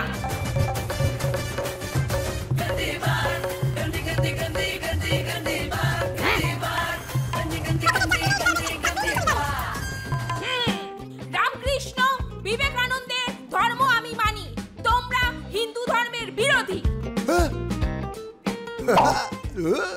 জাগো জাগো হিন্দু, জাগো সনাতনী, তোমরা জাগো জাগো।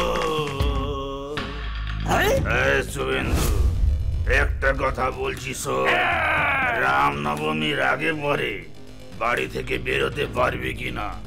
দিল্লি থেকে আরো ফোর্স চেয়ে নে।